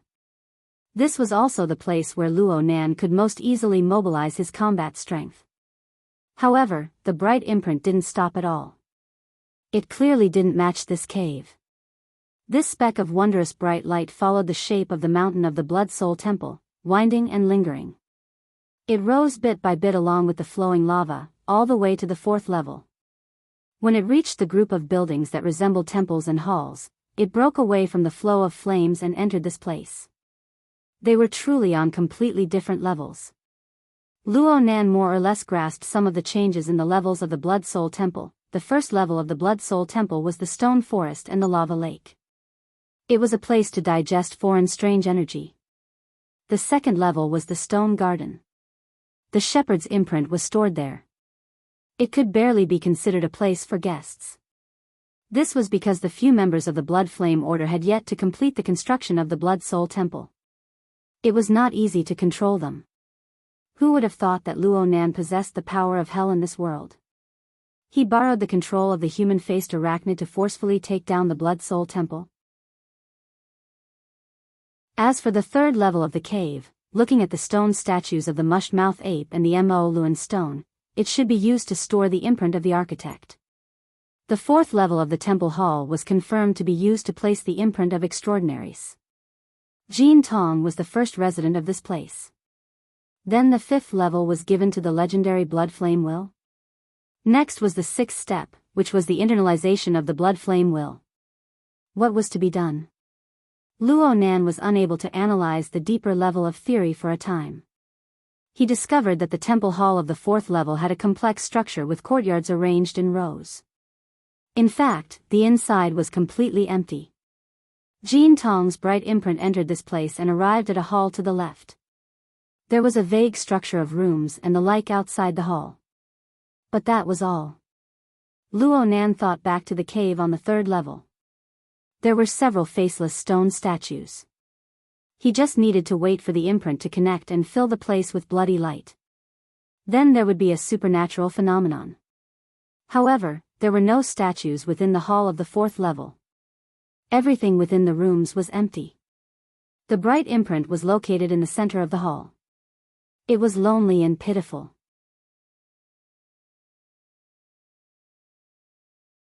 Chapter 5:16. In the fierce battle with Jean Tong, the two puppets in the grotto had put in a lot of effort. The mushed-mouth ape had been killed 7 times in a row. If he were to change his name every time he died, he would be called Yuanjiu now. There was also Mo Luan. He had been killed twice and could now be called Mo Luan III. The successive resurrection of the puppets indeed brought a great deal of consumption to Jean Tong, but it was not without a price. Of these two puppets, the rotten-mouth ape used his own kind as a base, while Mo Luan used Gang Xiong to transform them with a single shot. After the puppet was formed, the cost of forging it again was reduced, but that was only relatively speaking. The mountain of bones in the outer seas of Xia City was proof of this. The reserves that the Blood Soul Temple had accumulated over the past few days had been completely used up in order to support their consumption. The human-faced arachnid had borrowed the power of the Jean Tong to stir up a powerful electromagnetic field. It was also a soul-sucking lure. It had practically slaughtered all the sea creatures within a radius of 200 kilometers. Only then was it able to barely support the Blood Soul Temple. Oh, there were also those unlucky bastards from the 5 Metals hunting group. Actually, if Jean Tong could calm his mind a bit, or if he could kill the mush-mouth ape and Mo Luan a bit more fiercely and quickly, he could kill 2 more rounds of the human-faced arachnid before it could successfully transform into an external demon. Then perhaps Luo Nan really would have lost all of his corrosive light. Victory and defeat were separated by a thin line. However, the person who replayed the battle could only be the one who was alive. No matter how difficult it was for Luo Nan to win, no matter how distressed he was right now, these were all treatments that only the victor could enjoy. Now, the golden tree essence chi that the altar frame had seized should be divided equally between Rui Wen and the Blood Soul Temple. However, with Rui Wen's unique ability to assimilate her body and soul, she had no interest in these foreign impurities. She did not accept them at all, which benefited the Blood Soul Temple. The problem was that in the level of a closed system, the Blood Soul Temple really did not have the capital to monopolize it. A portion of it would be transferred to the Wraith Sign to enjoy, and the Wraith Sign would divide out a portion to offer to Luo Nan. Most of the resources used by the Bloody Soul Temple were used to build the Path of Blood and Fire. Currently, the altar at the summit had just been built, and the first 5 stages of the Bloody Soul Temple had been completed. There wasn't much left. The Blood Soul Temple was still continuously converting the impurities from the outside world to replenish their losses. The whirlpool and the lava lake in the stone forest was surging, it was chaotic. However, even if one could only enter the first 2 floors but not leave, the majority of the blood-red light was intercepted by the 3rd floor. Luo Nan watched the 2 stone puppets absorb the bloody light in an unending stream, while the 4th floor was only able to get some leftovers. This level of authority was messed up. He had originally wanted to interfere and see what kind of abnormality Jean Tong's bright light mark would produce. But after careful observation and evaluation, if the mark of light was to be completely enriched, the current amount of blood light energy would not be enough, even if it was multiplied by 10. Based on the situation of the cave puppets, it had at least 70 to 80% of Jean Tong's combat power at its peak, so the energy reserves needed were naturally massive. Unless he killed another transcendent. Go to hell. Luo Nan suppressed this dangerous thought to the bottom of his heart for the time being. He couldn't help but think, what would happen if I went hunting? The wilderness, the ocean, or the cloud world? Luo Nan felt a bit delighted. It was hard not to have such thoughts after beheading an extraordinary of the 100 Greats level. But very quickly, a phone call suppressed his emotional water level by a lot. The call was from Emoya. She asked immediately, "Are you okay? Why wasn't he at the charity hall? Where are you, the police station?" "Ah. Oh. I'm fine. I'm fine." Only now did Luo Nan recall that the St. Mary's Church Hospital was one of the many murder sites reported by the Xia City Police. It was only a wall away from the charity hall they were at last night. No wonder Emoya exploded in anger. Based on this deduction, wasn't his attitude a little too calm today? Luo Nan felt that it was a bit inappropriate, but he couldn't change it for the time being. He could only answer honestly, "We're currently at the South City Administration Hall doing the procedures. Today is Sunday. Something happened at the charity hall. It's not good to stay any longer, so I asked someone to." Luo Nan pondered as he lied. Was this reason really useful? "I'm coming." "Hey, it's all over." "Hey." The other side had already hung up. Luo Nan couldn't help but sigh. Rui Wen's procedures were more or less done at this time. Could it be that he was still waiting here for Emoya to come over? Rui Wen, dressed in a simple t-shirt and cowboy attire, walked out from a compartment in the administration hall right as he was thinking. She was expressionless out of habit. Gauda followed closely by her side. As for the middle-aged man who was 2 steps behind her, he was a deputy chief of the Xia City SCA branch office. His surname was Hu. He had been requested by He Yuan to be appointed by the Xia City SCA branch office. He had rushed over specifically to help with the relevant business. As a high-ranking member of the SCA, this deputy chief who possessed a clearer understanding of the inner world. His information was updated quite promptly, and he didn't lack the proper attitude. Perhaps it was because of this that he was selected by the bureau to come over. Look at his expression. In any case, it wasn't natural. After all, the previous person in charge of this business, the person who had arranged for Luo Nan's group to be sent to the St. Mary's Charity Hall, was currently in the police freezer with his 9 companions, waiting to be cremated. Quantum Corporation was responsible for all funeral expenses. Spending people's money. Helping people block disasters. It was nothing more than this. Roy Wen didn't say a word. She walked to Luo Nan's side and stood there quietly. Whether it was the SCA's deputy chief who were Chini Kuan and Gouda, who were responsible for Luo Nan and Roy Wen's safety, none of them discovered that this thin, quiet, stunted girl had disappeared for 3 seconds half an hour ago. She had floated back after killing an extraordinary. In reality, even though Luo Nan had seen everything from start to finish and had even helped guide and locate her, he was still in a dream right now. Luo Nan smiled at Roy Wen and bowed to express his thanks to Deputy Chief Hu. "Thank you, Chief Hu, for your help." He just spoke a few simple words of courtesy. He didn't really understand much else. Luckily, Deputy Chief Hu was quite slick. He chuckled and said, "You're welcome. You're welcome. According to Mr. Luo's request, this child's relationship has been transferred to the Forest Wall District's Lawn Town Welfare Institute. Both sides are fine. Once the procedures are completed, we can handle the adoption procedures." Deputy Chief Hu was clearly playing dumb. He did his best to distance himself from the 16 billion or 0.02%. He did his best to control his gaze and not meet Roy Wen's. Luo Nan was well aware of this, but he ignored it. The so-called Lawn Town Welfare Institute was the one overseen by the Dean of Myriad Pagoda. Luo Nan had Roy Wen transfer her relationship there because this was the only place Luo Nan knew of.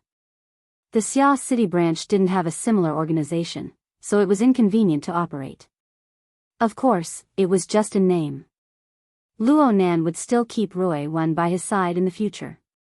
He couldn't let her go to the Welfare Institute. Luo Nan had a very good impression of the Dean of Myriad Pagoda, but this was a terrifying temptation on the level of 16 billion. Using unnecessary tests to measure a person's heart was really a very unnecessary and foolish action. Luo Nan had already notified the Dean of Myriad Pagoda before this. He would soon start the adoption procedures for Roy Wen. It was just that it was impossible for him to do this with his age. He needed to obtain the consent of his aunt and uncle. Moya had left last night in order to get some information. He just didn't know what the results were. Luo Nan's mind wandered a bit as he thought about it. He was destined to be absolutely not a good person to chat with. He easily turned the topic cold. Deputy Chief Hu's mood was a bit complicated. He wanted to stay far away from Luo Nan due to his safety instincts, but he also wanted to befriend Luo Nan. Luo Nan pressed his ear while he was in a dilemma. "Excuse me. I need to take a call." Deputy Chief Hu hurriedly said, "Just do what you need to do." Luo Nan nodded toward him and connected to the hex-ear. Papercut was contacting him through voice. Papercut first asked about Roy Wen's situation in the beginning, and Luo Nan didn't hide anything from him. Papercut was a bit shocked. "You're really going to adopt her? They're putting all the pressure on you. There's no difference. It's just a matter of time." Luo Nan already had a realization. A huge business deal of 16 billion would make the vast majority of people in the world go crazy. Those greedy people would be like mad dogs, searching for any opportunity to take a bite. Then they would bite down without letting go. Once Luo Nan stood on the stage, even if it was just his silhouette, he would be picked up by them sooner or later. Hiding, concealing, shifting, and the like would no longer have any meaning in the future. He would no longer have any fate with the so-called low profile. Luo Nan chatted for a bit and suddenly felt strange. "Brother Papercut, you're quite well informed. I just finished the procedures over here." Papercut laughed. "I'm with Dean Wan. Are you coming over in a bit?" "Huh? What's up?" Luo Nan really didn't have this plan today. He had already made an appointment with He Yueyin. Once Roy Wen's matters were settled, they would seriously discuss the security upgrade plan for him, Roy Wen, and his family. However, it felt quite strange for Papercut, who had nothing to do with Dean Wan, to appear at the orphanage. Papercut went straight to the point when Luo Nan asked, "It's because of the matter with old Jai." His situation is a bit strange right now. Can you come over and take a look? Worker Jai? That's right. I heard that not long after you left last night, he seemed to have thought of something. He stayed outside in the rain for an entire night, ignoring everyone. It was that kid, Di Weiwu, who called me. Papercut sent Luo Nan a video. Luo Nan skimmed it a few times, but he didn't actually watch it seriously. This was because he could observe things through a more intuitive form. His thoughts stirred, and he followed the outline of the soul cloak. He crossed a distance of nearly 100 kilometers and arrived at the Orchid Town orphanage in the Forest Wall district. At this moment, Worker Jai was not in the orphanage.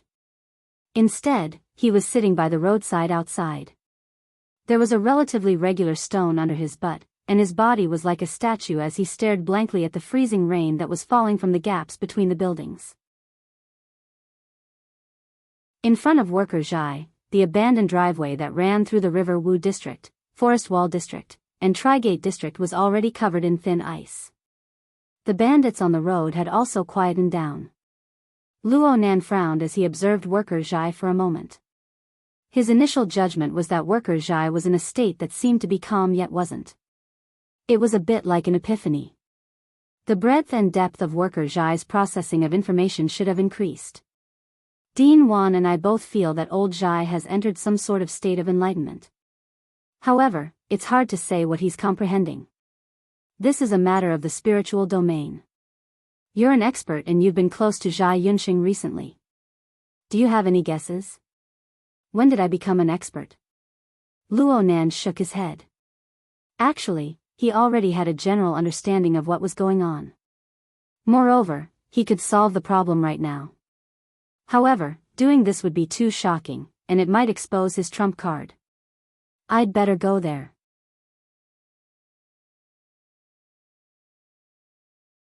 Chapter 5:17. Emoya, you must have been racing. Luo Nan looked at the time. Even if the South City District Administrative Hall wasn't that far away from the Santa Maria Charity Hall, it was a bit too exaggerated for him to have arrived so soon after hanging up the phone. I'll be there in a bit. Luo Nan gave Papercut a reply first, then he hung up temporarily. He waved his hand at Emoya. As soon as he raised his hand, he regretted it. Speaking of which, from last night until now, he had stirred up a storm in the city and killed so many people that his eyes were bloodshot. He had not considered anything else. Speaking of which, Emoya wasn't someone who could be easily dealt with just a random excuse. He seemed to have exposed too many flaws during this period of time. But at this stage, there was no point in confessing anything other than making his family worried. But on the other hand, if the situation did not improve, it would not be a good thing for the family to not be vigilant. At the end of the day, this was a dilemma. It was his impulsive decision to accept Rui Wen's burden, but he was unable to resolve the repercussions. This was the inevitable result. Fortunately, the fruit wasn't ripe yet. There was still room for development. He didn't have much time to think. Emoya arrived in a few steps. It must be said that Emoya was originally a super clothes rack. After entering the commercial company, her current attire was even more like that of a celebrity. She wore a punk-style motorcycle leather jacket on her body and wore sunglasses. She looked extremely cool and dashing. However, Luo Nan knew very well that the hard-soled boots she was wearing were very painful to kick. This was clearly just an outfit for the convenience of fighting. However, Emoya actually let out a sigh of relief after seeing Luo Nan and Rui when both standing in the hall, safe and sound. Perhaps she had been too worried and on edge, so she lost her energy here. Or perhaps she had to pay attention to maintaining a bit of her image in front of Rui Wen. She just took off her sunglasses and used them to nod at Luo Nan. You need to greet me in the future. Otherwise, how would I know if you're the one in the corpse bag that's being carried out? Luo Nan chuckled and gave an irrelevant answer. You came really fast. Of course. The rioters blew up a building just 2 or 3 blocks away from the Hall of Mercy. There's not even a ghost on the streets now. Don't you know? I know, but I had already left by then.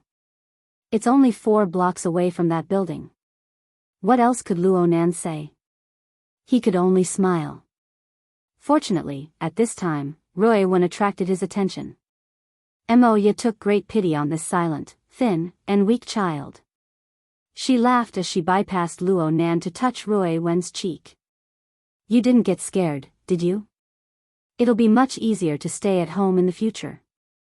Wow, the little guy's skin is so good.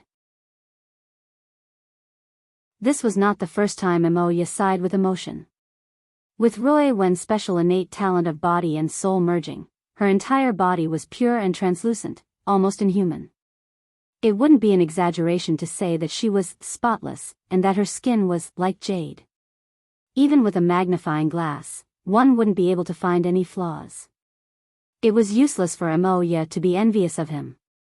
Luo Nan was still worried. If Roy Wen wasn't used to Moya's intimate actions and disappeared into thin air in a flash, that would be quite awkward. Fortunately, Roy Wen was very calm, and could even be said to be very obedient. She allowed Moya to fiddle with her, but her eyes were always fixed on this woman who was a head taller than her. It seemed that she was observing her, and perhaps even a little curious. This is a good start. In the end, Moya was still a semi-professional who raised a younger brother at home. She wasn't blindly unrestrained and passionate. After expressing enough goodwill towards Roy Wen, she continued to close the distance from a new angle. Let me see. The wristband is already fitted. The SCA is the most active at times like this. Have you added me as a friend yet? Come. I'll be the first. Perhaps it was because she was stained with the blood of the Luo family, but Moya was quite accomplished when it came to acting as if no one else was present. Deputy Bureau Chief, who was a bit embarrassed, to the side. He subconsciously coughed. He was a bit confused about the relationship between Luo Nan and Moya. At first, he thought that they were ability users, or friends, or lovers, but then he felt that it wasn't the case. They were most likely brother and sister. Huh. Why do I feel that it's a bit weird? Deputy Bureau Chief, who faintly felt that he had grasped something, but he couldn't make it clear for a time. Right when he was in a daze, he heard Moya introduce her communicator number to Roy Wen. Oh, this is my name. Moya. If you want to chat with me, just tap on it. Voice control is fine too. Moya. Deputy Bureau Chief, who was still under a lot of pressure. His mind was a bit absent-minded. He subconsciously said this name. Moya turned her head in a daze. You are. Huh? Who? Ah, Uncle who? Moya never thought that she would bump into someone she knew here. Moreover, this person's identity was quite sensitive. She was also stunned for a moment. Fortunately, she reacted quickly. She recalled the surname of this middle-aged man and greeted him. She felt that she was a generation lower than him. She had no choice. This deputy bureau chief, who was in the same Xia City SCA branch as her father. Even though they weren't under the same command, they were still on the same level. She had met him a few times during the internal family parties of the branch. She had even been half-truthfully mentioned as a partner. Oh my, it seemed that her mouth had been slapped just now. Moya pondered in her mind, but her face had a brilliant smile. Uncle who, why are you here? Aren't you resting today? Hee hee. Deputy Bureau Chief, who only knew how to laugh dryly for a time. His mind was a bit muddled in that instant. He looked at Moya, then he looked at Luo Nan. Finally, through a certain nerve in his brain, he connected the two domains that didn't belong to each other. He connected the two siblings before him together. Bullshit authority of the inner world. Within a second, Deputy Bureau Chief, who had cordially greeted the 18 generations of the ancestors of a certain big shot in the system who had decided to isolate the authority information system of the secular world and the inner world. He had severed the mapping relationship. He had also given an important explanation on the family relationships of this big shot. Did the PR company of the inner world cheat on your wife? Otherwise, why would they come up with such an idea that would even clog up the Photoshop? In this moment, deputy bureau chief who recalled the flying shuttle that crashed near the SCA office building this morning. Extending his line of thought a bit further, he suddenly had a reasonable explanation for the 4 unidentified deaths in the machine-operated cafeteria of the Baibo Corporation, the wife of a certain high-ranking employee of their branch. Of course, he would never forget that the entire leadership had worked overtime and been on standby since last night. They had quickly pulled out a long death list. What was even more bullshit was that they couldn't do anything under the influence of powerful figures in the military and government. Deputy Bureau Chief, whose originally pale face faded even more. He noticed that Imoya's gaze had already turned a bit doubtful. And the expression of that damned ancestor next to her was a bit unkind. What the hell was this? Ah. Deputy Bureau Chief, who used his decades of ruthless work experience to instantly deduce the most likely relationship state between this pair of siblings and their family.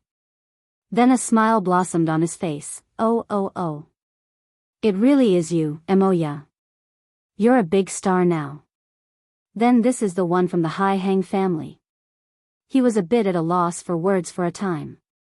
Luckily, he quickly pulled back his mask and turned his gaze to Luo Nan. He continued to chuckle. So it's the child of the Hai Hang family. I remember that you're my nephew, right? We've met before, but you were too young back then. You were also very shy. I didn't recognize you at all today. If I had known about this relationship earlier, I wouldn't have needed Mr. Gao to introduce me. You could have just told Hai Hang to let me know. Luo Nan blinked and put on a smile. I'm sorry, Uncle Hu. I'm sorry about what happened just now. I was young back then, so I didn't remember it clearly. I didn't dare greet you. The two began to chuckle together. The atmosphere was quite harmonious. However, Imoya's gaze cut back and forth between the two's faces a few times. Her meaning was very clear. Are you King kidding me? It must be said that Deputy Chief, who was a veteran actor. This bit of improvisation shouldn't have been a problem for him. However, his condition today really wasn't that great. His performance was a bit stiff. As for Luo Nan, there was no need to even mention him. Deputy Chief, who also knew that saying too much would only lead to more mistakes. He puffed out his belly and laughed. The matter has been settled. We've gotten to know each other again. Originally, I should be treating you guys to a meal as an elder. Oh, the timing isn't right. I still have some things to do over there. I'll find some time later. Having said this, he braced himself and revealed a smile towards the legendary 2000s of a girl. This little fellow is quite clever. Your family has gained another piece of good fortune. Hold on. If I say these words, won't someone think that I'm mocking him?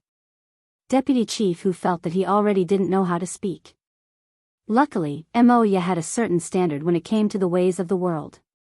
She immediately smiled and bowed. This is all thanks to your help, Uncle Hu. My family will definitely hold a feast to thank you later. Please do come. Okay. He. Deputy Chief, who made up his mind. He was going to leave Xia City right now. He was going to book a plane ticket immediately.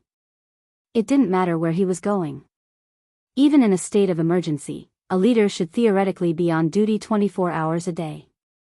But wouldn't it be fine if he gave up his year-end bonus this year?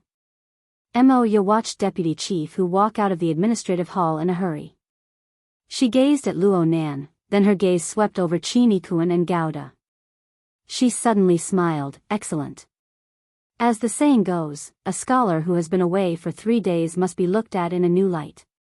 My boy, your current social circle is quite spectacular. Go back and tell Mom. She'll definitely be very happy. The corner of Luo Nan's eye twitched. I'm in high school after all.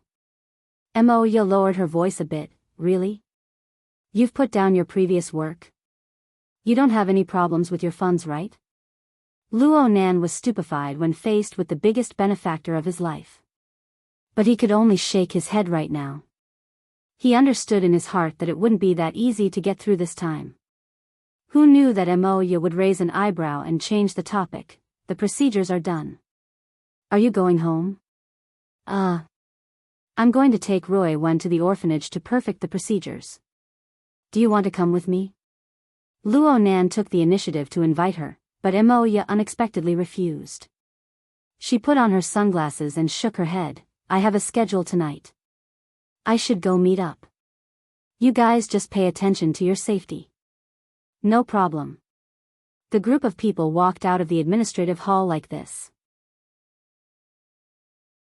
Moya had just bought a red sports car a few days ago. She smiled as she gave Roy Wen a light hug. Then she nodded goodbye to Chinikuan and Gouda before getting into the car. The car window slid down. Only now did she hook her hand at Luo Nan. Luo Nan walked forward and bent down to look at her. Moya's eyes stared over from behind her sunglasses. I've always believed that people without ideals are trash worse than dogs. But don't make me regret supporting you. Luo Nan was silent for a second before spitting out a word, I won't. Her voice was faint, but it was clear and distinct within the classic rumbling noise of the sports car's engine.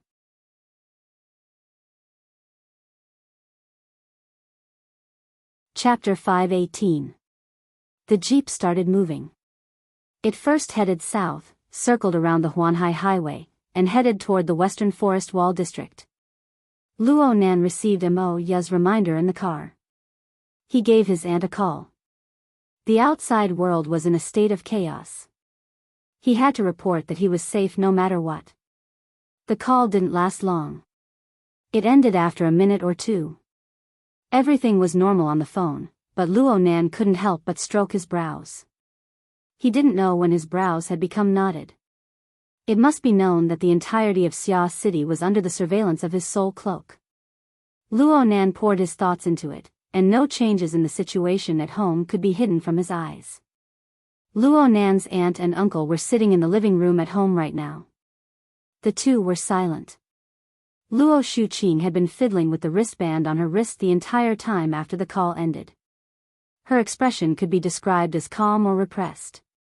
She wasn't as calm as she appeared on the phone.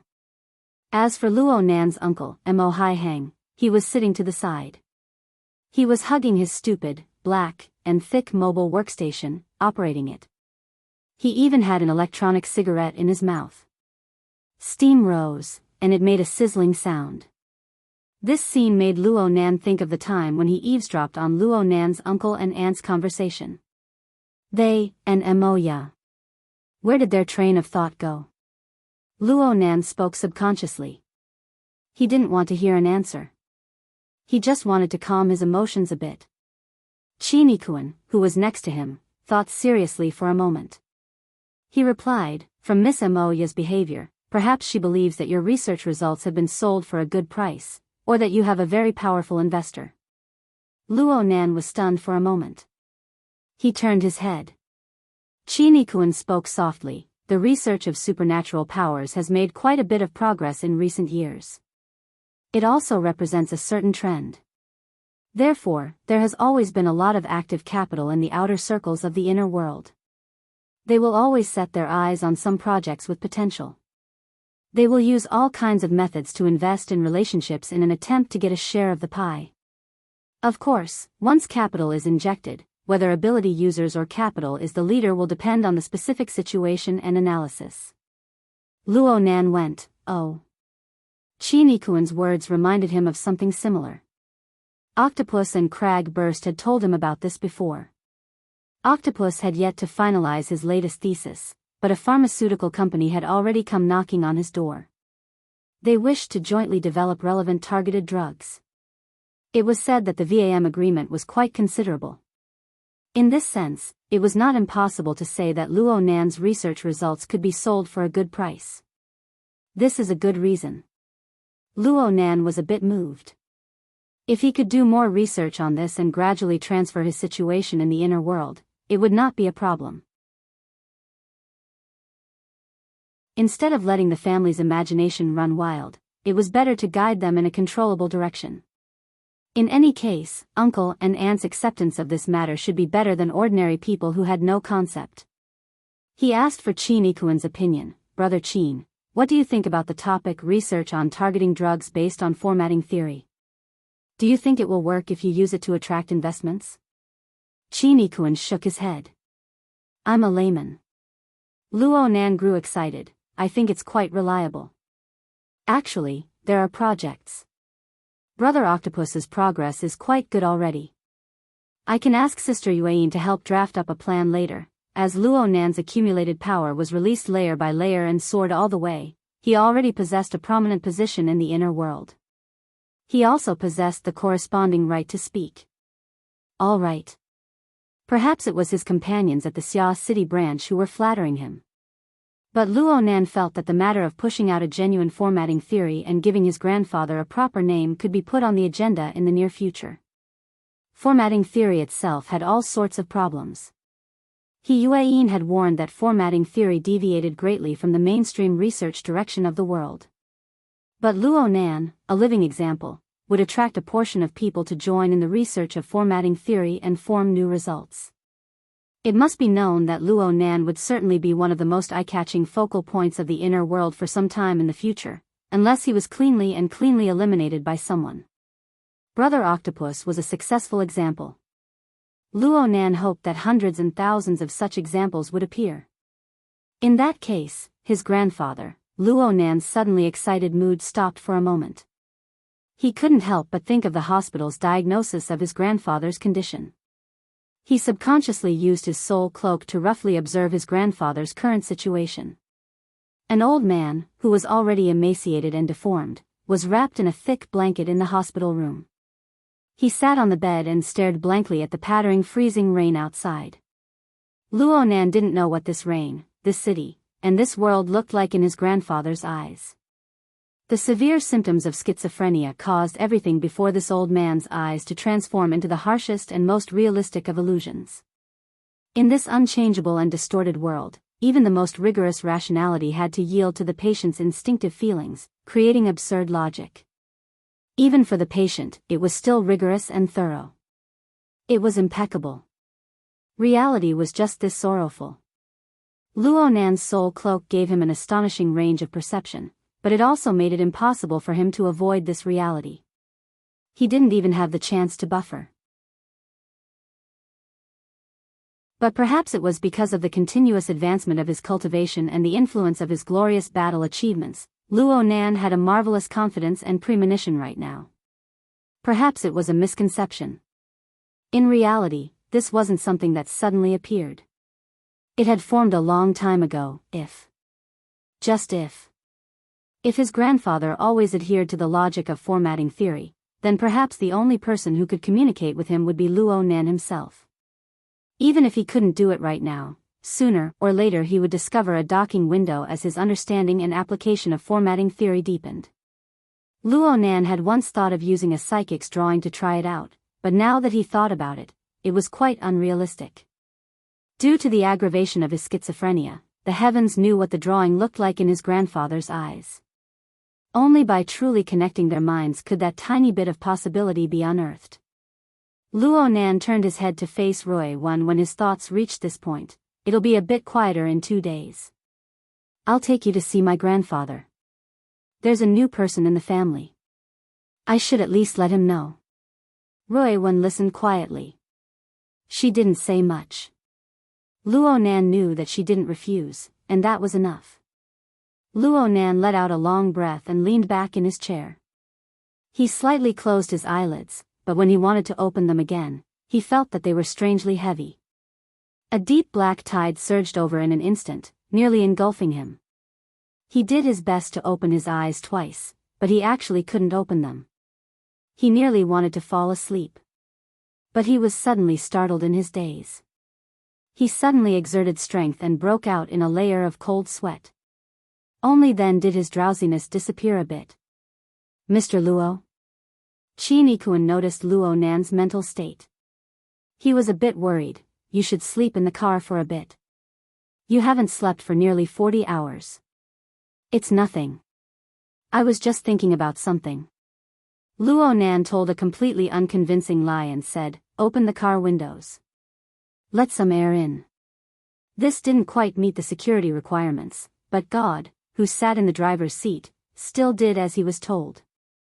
As the car windows were lowered, the air currents brought about by the high-speed travel, along with the freezing rain and cold air, surged in. This caused Luo Nan's mind to shake, and quite a bit of his drowsiness disappeared. However, he understood very well that this was a temporary phenomenon. Not sleeping for 40 hours wasn't a reason for him to be sleepy.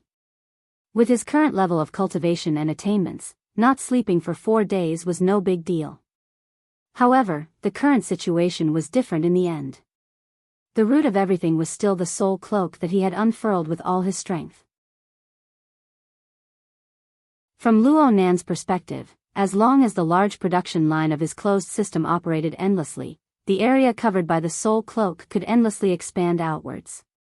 The area covered by the soul cloak had already been pushed out nearly 600 kilometers, not counting the area on land.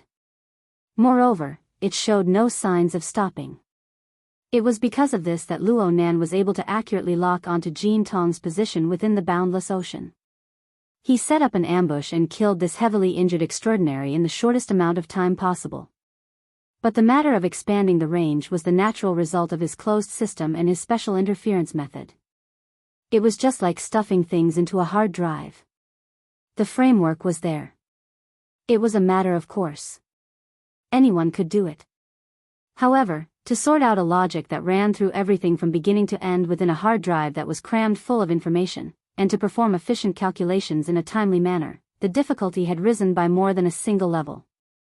In the cloud world, the range of Luo Nan's soul cloak's expansion was much vaster than in the cloud world. It was just that the environment there was relatively monotonous and the targets were limited. There was no need for any calculations at all. But in Xia City, he needed to sort out and quickly process all sorts of information within this vast region. This included, but was not limited to, 20 transportation layers, 24 administrative districts, several dozen professional employment organizations, over 100 dangerous targets from the inner world, and countless dangerous nodes and locations. After all, no one knew when or how a fatal crisis would befall him or any of his loved ones. Luo Nan undoubtedly felt guilty for creating such a situation. This was no longer just a problem of energy and ability. It also included straightforward pressure and suppression. Luo Nan thought about the matters of his loved ones in his mind. A considerable portion of them were precisely the deformed embodiment of this pressure. Right now, the pressure was as great as a mountain, and the exhaustion of his mental strength was severe. But he needed to maintain a calm demeanor in front of others, especially Roy Wen. Otherwise, how could he display the responsibility he should have? However, these days could not continue for too long. Luo Nan intentionally diverted his attention in order to avoid being assaulted by his fatigue once more. His eyeballs swiveled, and his gaze stopped at the front control screen. A video program was playing there. God had turned it on after getting in the car. God and Qin Yikuan were both professionals. Their professional standards were extremely high. Normally, when they were driving and executing missions, they would not be distracted by other matters. But right now, they were paying attention to this program because it was relatively sensitive and closely related to the mission. Right now, the program was displaying a certain region in the outer seas of Xia City. The Hill of Bones was floating on the surface of the sea. Luo Nan had nothing to say. Is Zhang Ji still broadcasting live? Qin Yikuan answered, right now she's only providing the live footage. The main point is still the analysis of the experts. God increased the volume of the program as he spoke, and he transmitted the image to the audio and video system in the back seats. Without the stimulating, immersive scene, the appeal of Zhang Ji's live broadcast would drop by over half. Right now, they were faced with this extremely topical topic, but there was no straightforward answer to the Hill of Bones. It was the turn of the experts from all walks of life to step onto the stage and display their talent for nonsense. It was reasonable to say that the most important question was who created the Hill of Bones. However, a large portion of the energy of the experts from all walks of life wasn't focused on this. Instead, they were focused on the accumulating gold beneath the Hill of Bones. This dual-purpose ship possessed a very strong symbolic significance. Especially when the search work continued. More and more corpses and remains of the members of the 5 metal hunting group were found in the surrounding seas. The topic of discussion inevitably pointed towards a most crucial point. The 5-metal hunting group was nearly completely annihilated. This was something that could already be confirmed. But had the true soul of the group, Jin Tong, already melted into this hill of bones? Not even his bones remained? Or did he rely on the inconceivable abilities of extraordinaries to avoid death? Whether he lived or died, whether he survived or perished. This determined the nature of this matter. Aside from this, even if the number of people who died was multiplied by 10, it still wouldn't have any decisive significance. And for the Xia City branch, the focus of their attention was different. Qi Nikuan spoke in a low voice, looking at the intelligence from the various airlines and various internal transportation points. I'm afraid that there will be a large number of people entering the country in the next few days. The intimidation generated by this live broadcast is lower than we expected. If Her Majesty Empress Wu could. Sigh. Qi Nikuan felt that it was useless to say anything more when he spoke to this point. He shook his head and shut his mouth. However, Luo Nan already understood what Qi Nikuan meant. He shook his head as well, but the meaning behind Qi Nikuan's words was quite different. 16 billion. 2 out of 1,000. The vast majority of people will be tempted.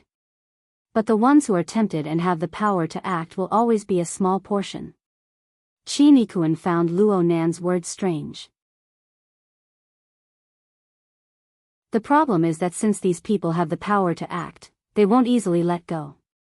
If we can't stop this momentum, then it can only prove that we haven't killed enough of these fellows with the power to act.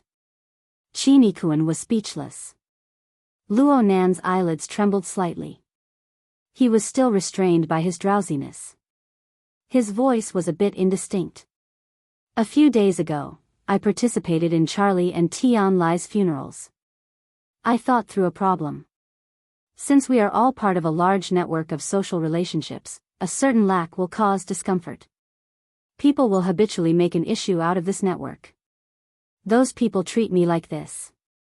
And if I want to counterattack, killing a few people will affect many more people. I will be exhausted from running for my life in the future. Brother Qin, don't you think this makes sense? Qi Nikuan was unable to respond. God looked over through the rearview mirror. This young genius in the eye of the storm. Has he finally revealed his worry? Luo Nan's drooping eyelids covered his pupils. It was impossible to see what he was thinking in the end. On the program, the rather diehard faction and the rather lively faction were still arguing. If they could fight, the two sides would certainly beat the brains out of each other. Luo Nan could only think in this clamorous and lively atmosphere. Fortunately, there is a phenomenon in this world. It's called, birds of a feather flock together. The freezing rain fell without end. The infrastructure of the high-altitude stratum was good, but it was indifferent to this. However, the feeling of watching the rolling muddy water form a line in the recycling stratum as it fell from the sky wasn't that wonderful. According to statistics, 14 of the 24 administrative districts of Xia City possessed the recycling stratum. The Western City District and the 4 satellite cities had the most recycling stratum. This was because these places were the gates to the wilderness. They were also the sewage outlets that poured out the city's garbage, in various senses. At the same time, they were also the flow points of Grey Capital. Setting up a welfare home here was actually a very subtle matter. It was very easy for people to misunderstand. Those who knew the ropes would ask what the code of the dark web was. Those who were impatient would directly inquire about the price. But then again, even in the well-ordered South City district where the recycling stratum didn't exist, who knew how many crimes were hidden within the Santa Maria Charity Hall? From this aspect, Principal Juan Pagoda overseeing the Lawn Town Welfare Home had at least established a Pure Land. Luo Nan got off the car by the roadside outside the welfare home. Dean Wan, Papercut, and the kid Di Weiwu were waiting at the entrance. Beside them was worker Zhai, who was sitting upright and watching the rain. Worker Zhai's situation hadn't changed at all compared to what he had observed through the soul cloak. He was watching the rain, but he wasn't foolishly trying to see the rain as a flower. He had entered a state of selflessness, testing out his own ideas over and over again. That's right. Worker Zhai was endlessly sketching the condensation ring. He should have faintly discovered the subtle changes in the environment caused by the freezing rain. He hoped to borrow the interference scene constructed by the Soul Cloak to seize the opportunity to complete the condensation ring project. After all, the water molecules were sufficiently interfered with. They were exceptionally lively. It was different from being by the side of a pool or the surface of the sea. This pulsating rhythm was an extremely beneficial guide. Actually, the success rate of Worker Zhai's telepathic drawing was already extremely high. Occasionally, droplets of water would fly through the curtain of rain, showing the results of his hard work. However, these works were lacking by a thread compared to the semi-permanent structure Luo Nan spoke of, a stable carrier that carried the wonders of the interference between the mental and the material. This thread of difference was the most torturous.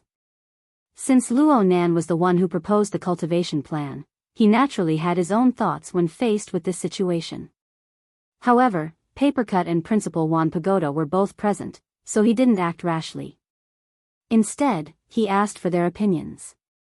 The model you spoke of is reliable in theory, but it's lacking by a bit. Papercut also saw the doorway. He was a mental side awakened, so his general knowledge structure was much more solid than Luo Nan's. Today's environment is good, and my state is good. If I can't even do this, it will be too hurtful. Juan Pagoda said, although the material nature doesn't conflict, it isn't the best point of focus. What? Papercut didn't understand. Luo Nan understood. Dean Juan means that the condensation ring itself isn't too compatible with the nature of Worker Zhai's ability. You're talking about mutual promotion and restraint? Papercut and Gao Tianshi had a good relationship. They had been together for a long time, so Papercut was a bit affected. This description had a very traditional flavor to it. Juan Pagoda actually expressed his approval. It doesn't matter if it's metal, wood, water, fire, earth, or electromagnetism, heat, and other forms of expression. They are all just entry-level steps that lead to the ultimate material nature. However, everyone's temperament is different, and their sensitivity is different. Their directions should be different as well.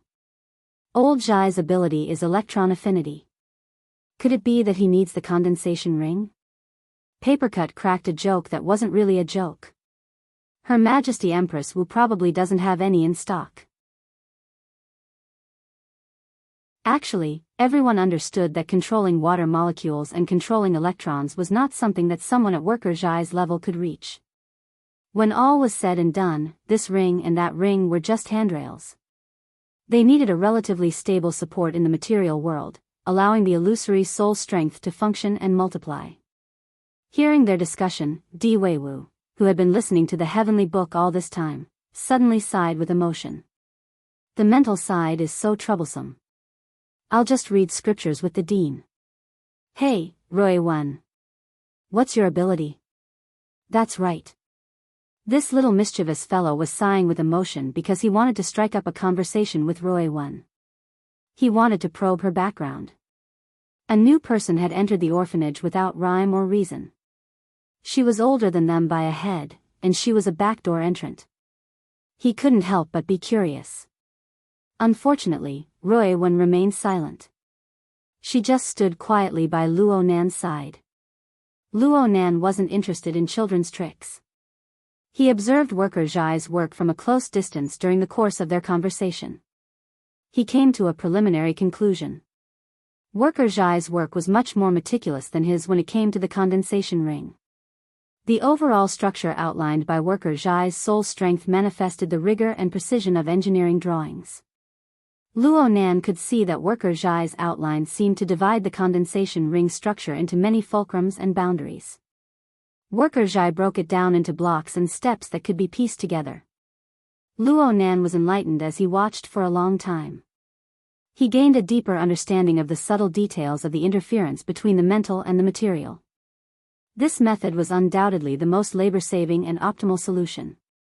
But behind the precision was an unsustainable predicament. Luo Nan would probably never be able to experience this sort of feeling.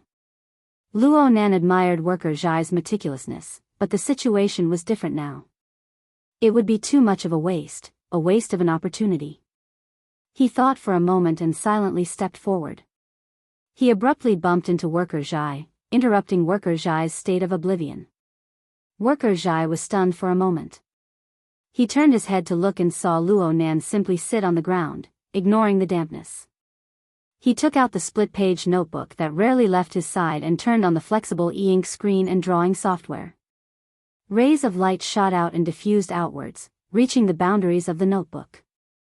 Luo Nan chose the rarely used three-dimensional drawing mode. He didn't hesitate at all. He simply put his pen to paper in the work area. The structure of the condensation ring was like a smooth donut. The center was empty, and the overall rules weren't complicated. However, this sort of three-dimensional curved structure was extremely difficult to draw by hand, compared to forming it with one's thoughts. Smooth lines required considerable professional skill. Luo Nan and Worker Zhai both had this. Worker Zhai could see that Luo Nan's composition, lines, and so on were beautiful, but they weren't particularly precise. They were more like freehand strokes. It was undeniable that this method was exceptionally smooth. Soon, the projection area was filled with over a dozen similar structures. Luo Nan even turned on the animation effects, causing these donuts to flip back and forth. Then Luo Nan crooked his finger at Di Weiwu. "Come, Weiwu. I'll show you a magic trick." "Huh? Blow on these donuts. There'll be a surprise." "Are you trying to coax a child? If you don't come, I'll have your sister Rui Wen blow." "TCH. Ah, sister?" Di Weiwu was shocked. This was a situation he never imagined. He instinctively looked at Rui Wen's chest. Luo Nan flicked a raindrop with his finger, and it hit Di Weiwu on the forehead. "Are you going to blow or not?"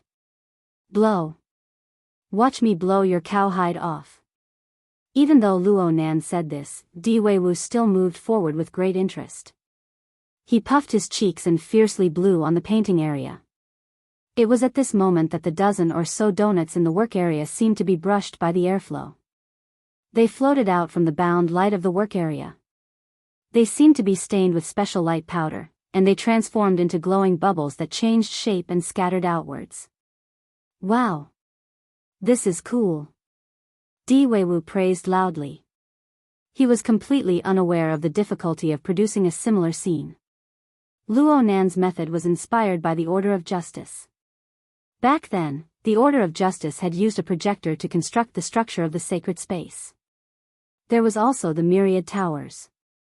They had used a similar method to test Xie Junping and Du Yong's attainments in the mystic arts. Compared to the projector array, Luo Nan's method embodied the interference effect of soul strength turning the void into reality. His method of using interference strength to draw in light was even more breathtaking. Of course, the magic trick was just a gimmick. The true value of this method was revealed later.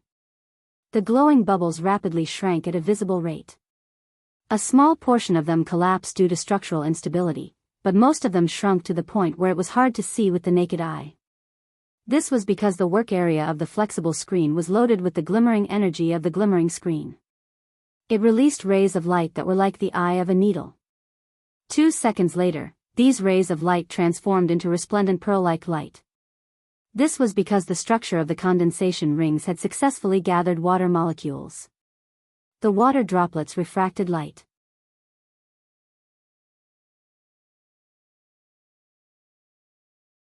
Chapter 5:19. This was all Luo Nan could do in regards to Worker Zhai's leap from 0 to 1 of the Dragon's Gate. Perhaps turning Worker Zhai into a member of his closed production line would greatly speed up the process, but what was the point of this pointless efficiency? Luo Nan patted Worker Zhai on the shoulder and stood up. After a slight hesitation, she stuffed the notebook in her hands into his hands. Perhaps the randomness of pure craftsmanship would help Worker Zhai struggle out of his excessive pursuit of precision. Worker Zhai raised his head and smiled at Luo Nan. He was not polite.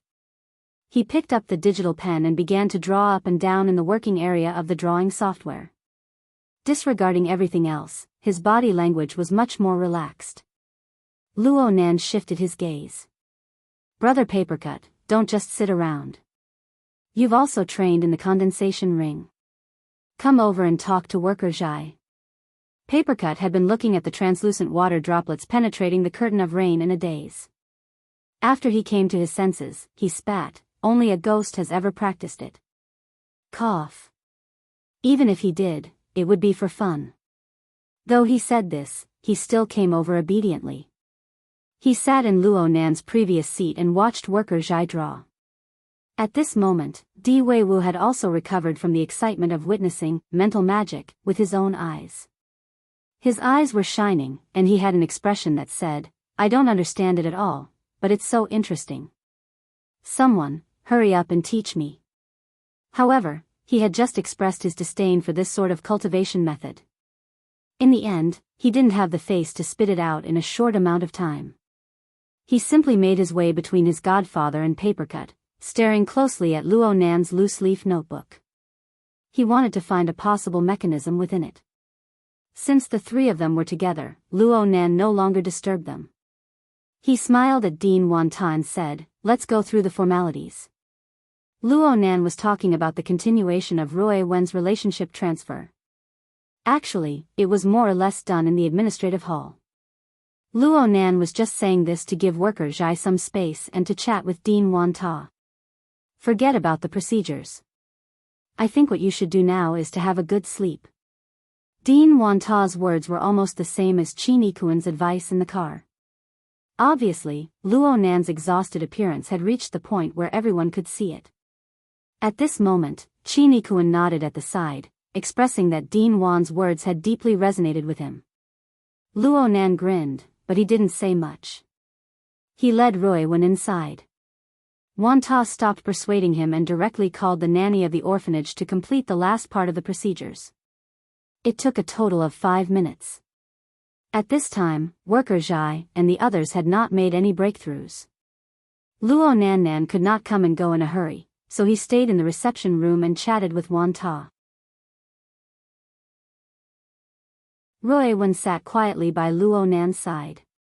Chi Kuan wandered around the room, appreciating the first-rate design effects. Luo Nan could not help but let out a yawn in the time it took to say a few words. A black tide surged before his eyes, and his mind grew more and more absent-minded. Just now, when he had helped Worker Zhai change his train of thought, he had boosted his spirit and gotten a little excited. Now that the excitement had passed, he felt even more tired. The Dean of Myriad Pagoda was making tea for Luo Nan and the others. She said leisurely when she saw this, forcibly going against the nature of matter is never pleasant. With such a heavy burden on you right now, once you suffer a backlash, the consequences will be even more serious. Luo Nan's eyelids twitched when he heard this, but he didn't completely open them in the end. It was also Wanta's fault. The reception room he designed had maximized the livability and comfort factor. Sitting on the old sofa, one's body would feel soft and unconsciously relaxed. But now was absolutely not the time for him to relax. He couldn't sleep no matter what. Right now, the entire world was watching Xia City. Countless ability users were rushing over. Since it was unknown whether Jin Tong was alive or dead, these people held quite a bit of wishful thinking. The more wishful thinking they were, the more dangerous it was. Luo Nan knew that he was walking on a tightrope, but he believed that his limit was far from being reached. Wait a bit more. Wait a bit more. Wait until a sufficient number of people came in, and they entered this large net woven by the freezing rain. The hexier vibrated slightly, and Luo Nan's telepathy swept over. He was dazed for a moment before he confirmed the relevant information. It was the OK hand signal sent by the octopus. Luo Nan responded, thanks. I'll go get it from you in a bit. Don't forget that this is Shangding. This short sentence displayed the grief and indignation of the researchers who had been forcibly transferred. Luo Nan laughed for a moment. Only then did he hear Wanta's voice enter his ears. The sensitivity of nerve cells to information will decrease under a state of suppression. If something goes wrong right now, it will be very hard for you to react. This isn't decided by the range of your senses. Luo Nan quivered. His eyelids completely opened as he looked at Wan Ta. This sentence was much more straightforward than the previous one. This leader of the Order of Creators clearly had a certain understanding of the current state of affairs. Moreover, he was aware of a deeper level of information. Luo Nan looked at Wan Ta. Chi Nikuan, who had turned to the corner of the reception room, cast a stunned gaze toward Luo Nan. The bodyguard also heard some clues from Wan Ta's words, but he still didn't dare to make a rash judgment. Wan Ta noticed the change in Chi Nikuan's expression. His brows slightly furrowed. Only now did he realize that Luo Nan's actions were actually hidden from even his own bodyguard. His previous words were a bit careless. Luo Nan laughed and sighed at this time. This is a helpless move. However, even you, Dean Wan, know about it. The speed at which news spreads is truly beyond imagination. Wan Ta laughed when he saw that Luo Nan didn't care. But his following words were a bit more conservative. The Starry Sky Club is the outer circle of the inner world. Relevant missions have indeed been posted. Especially this morning. Information related to 16 billion and 2 out of 1,000 was posted all over the high-level mission area of the club. However, the Xia City branch should have already exerted pressure. They have already been cleaned up. Rui Wen raised her eyes from beside Luo Nan when he mentioned the words 2 out of 1,000. Her gaze streaked across Wan Ta's face. It was like an incorporeal strike that tore apart the light in the room. Then everything returned to normal. Wan Ta was a bit startled. Luo Nan followed up with a topic, only on the surface, right? Yes, that's right. There should still be people on the internal dark network. People have sent out employment invitations to religious people like me. Wan Ta was magnanimous. He only treated this information as a topic of conversation. It could also be considered a reminder. Luo Nan actually already had a relevant concept. Yuan had always been sending him relevant information, allowing him to have an intuitive understanding of the situation. Compared to this, he still wanted to discuss a more realistic problem with Wan Ta. It's inevitable that people will be restless. However, Dean Wan. Is it really that easy to see through matters related to coverage? That's not true. Wan Ta was a researcher and preacher. He didn't have much interest in secular matters. Seeing that Luo Nan didn't mind, Wan Ta took the initiative to bring up relevant matters. Wan Ta turned to this domain. Pure interference on the microscopic level doesn't have much of an effect. Others might not be able to detect it. It's just that evil thoughts and killing intent are too much. This sort of negative emotion is like dust pollution. Oh, I'm sorry. It's just a general idea. I understand. Luo Nan nodded toward Wan Ta. They were talking about the condensation ring as the core of the soul cloak, which was the interference scene. It was also the substantial background of the freezing rain in Xia City. Luo Nan paid abnormal attention to the concealment of the soul cloak. This was because it involved not only his plans in Xia City, but also his goals in the cloud world. From last night until now, everything about this toy was good. The only thing lacking was its concealment. This made Luo Nan a bit worried. After all, he had used the soul cloak to monitor Gong Qi for a long time in the cloud world. If the concealment was unreliable, then a considerable portion of the information he received over the past few days would be wrong. Luo Nan no longer cared about Chi Nikuan's thoughts. He followed Wan Ta's words and made some adjustments. Then he asked, "What about now?" Wan Ta shook his head. "Since I already know, there's no reason to overlook it. You and I may be in the lawful camp, but the orders we rely on are different. It's hard to avoid conflicting senses. As for the source, if you hadn't come personally, it would have been hard for me to lock onto it. This doesn't seem like your true core order. The binding force it gives off isn't that strong." "Yes. I mostly use it to sense and gather information." Luo Nan was a bit disappointed with the concealment of the soul cloak, but he had no other choice. He could only pay attention to it in the future. Then he sighed with emotion. It's convenient to use, but the pressure is a bit great. Luo Nan remembered what Peony had said to him during the incident at the municipal plaza. It was an enormous challenge for any psychic ability user to gather information from several 100,000 people at once. A bad move might even result in a backlash. Back then, Luo Nan used his unique clairvoyance mode to greatly reduce the relevant information. He extracted the essentials of the information and resolved this problem. The range of Luo Nan's mental senses, supported by the soul cloak, no longer covered the municipal plaza. It covered the vast expanse of Xia City and its surrounding regions. This was an enormous plate of information spanning nearly 100,000 square kilometers and over 200 million people. Even with the simplification and filtering effects of the life sketches, the enormous amount of information far exceeded the limits of what Luo Nan could handle. An unending supply of soul strength did not mean that there was no limit to the heart strength. In fact, the heart strength was rooted in the foundation of the human skeleton. The brain consumed energy at every moment, and at the same time, it emitted waste heat. There was an upper limit to the operating speed of this low-end version of the biological computer. The source lay in the material structure of the brain. Even though Luo Nan's physical fitness was incomparable to the past, far exceeding that of an ordinary person, it was impossible for him to cover all aspects when faced with such an enormous flood of information. Right now, he could only abandon the vast majority of the information flow inside. He could only place the danger and stimulation range at the ability user level. At the same time, he set up a sentry post around his family members. This sort of defensive measure was enough to guard against enemies like Jin Tong and the 5 Metal Hunting Group, who were accustomed to using extraordinary powers. However, He Yuan also gave him a warning. As the information spread, the various powers of capital would come up with more tricks.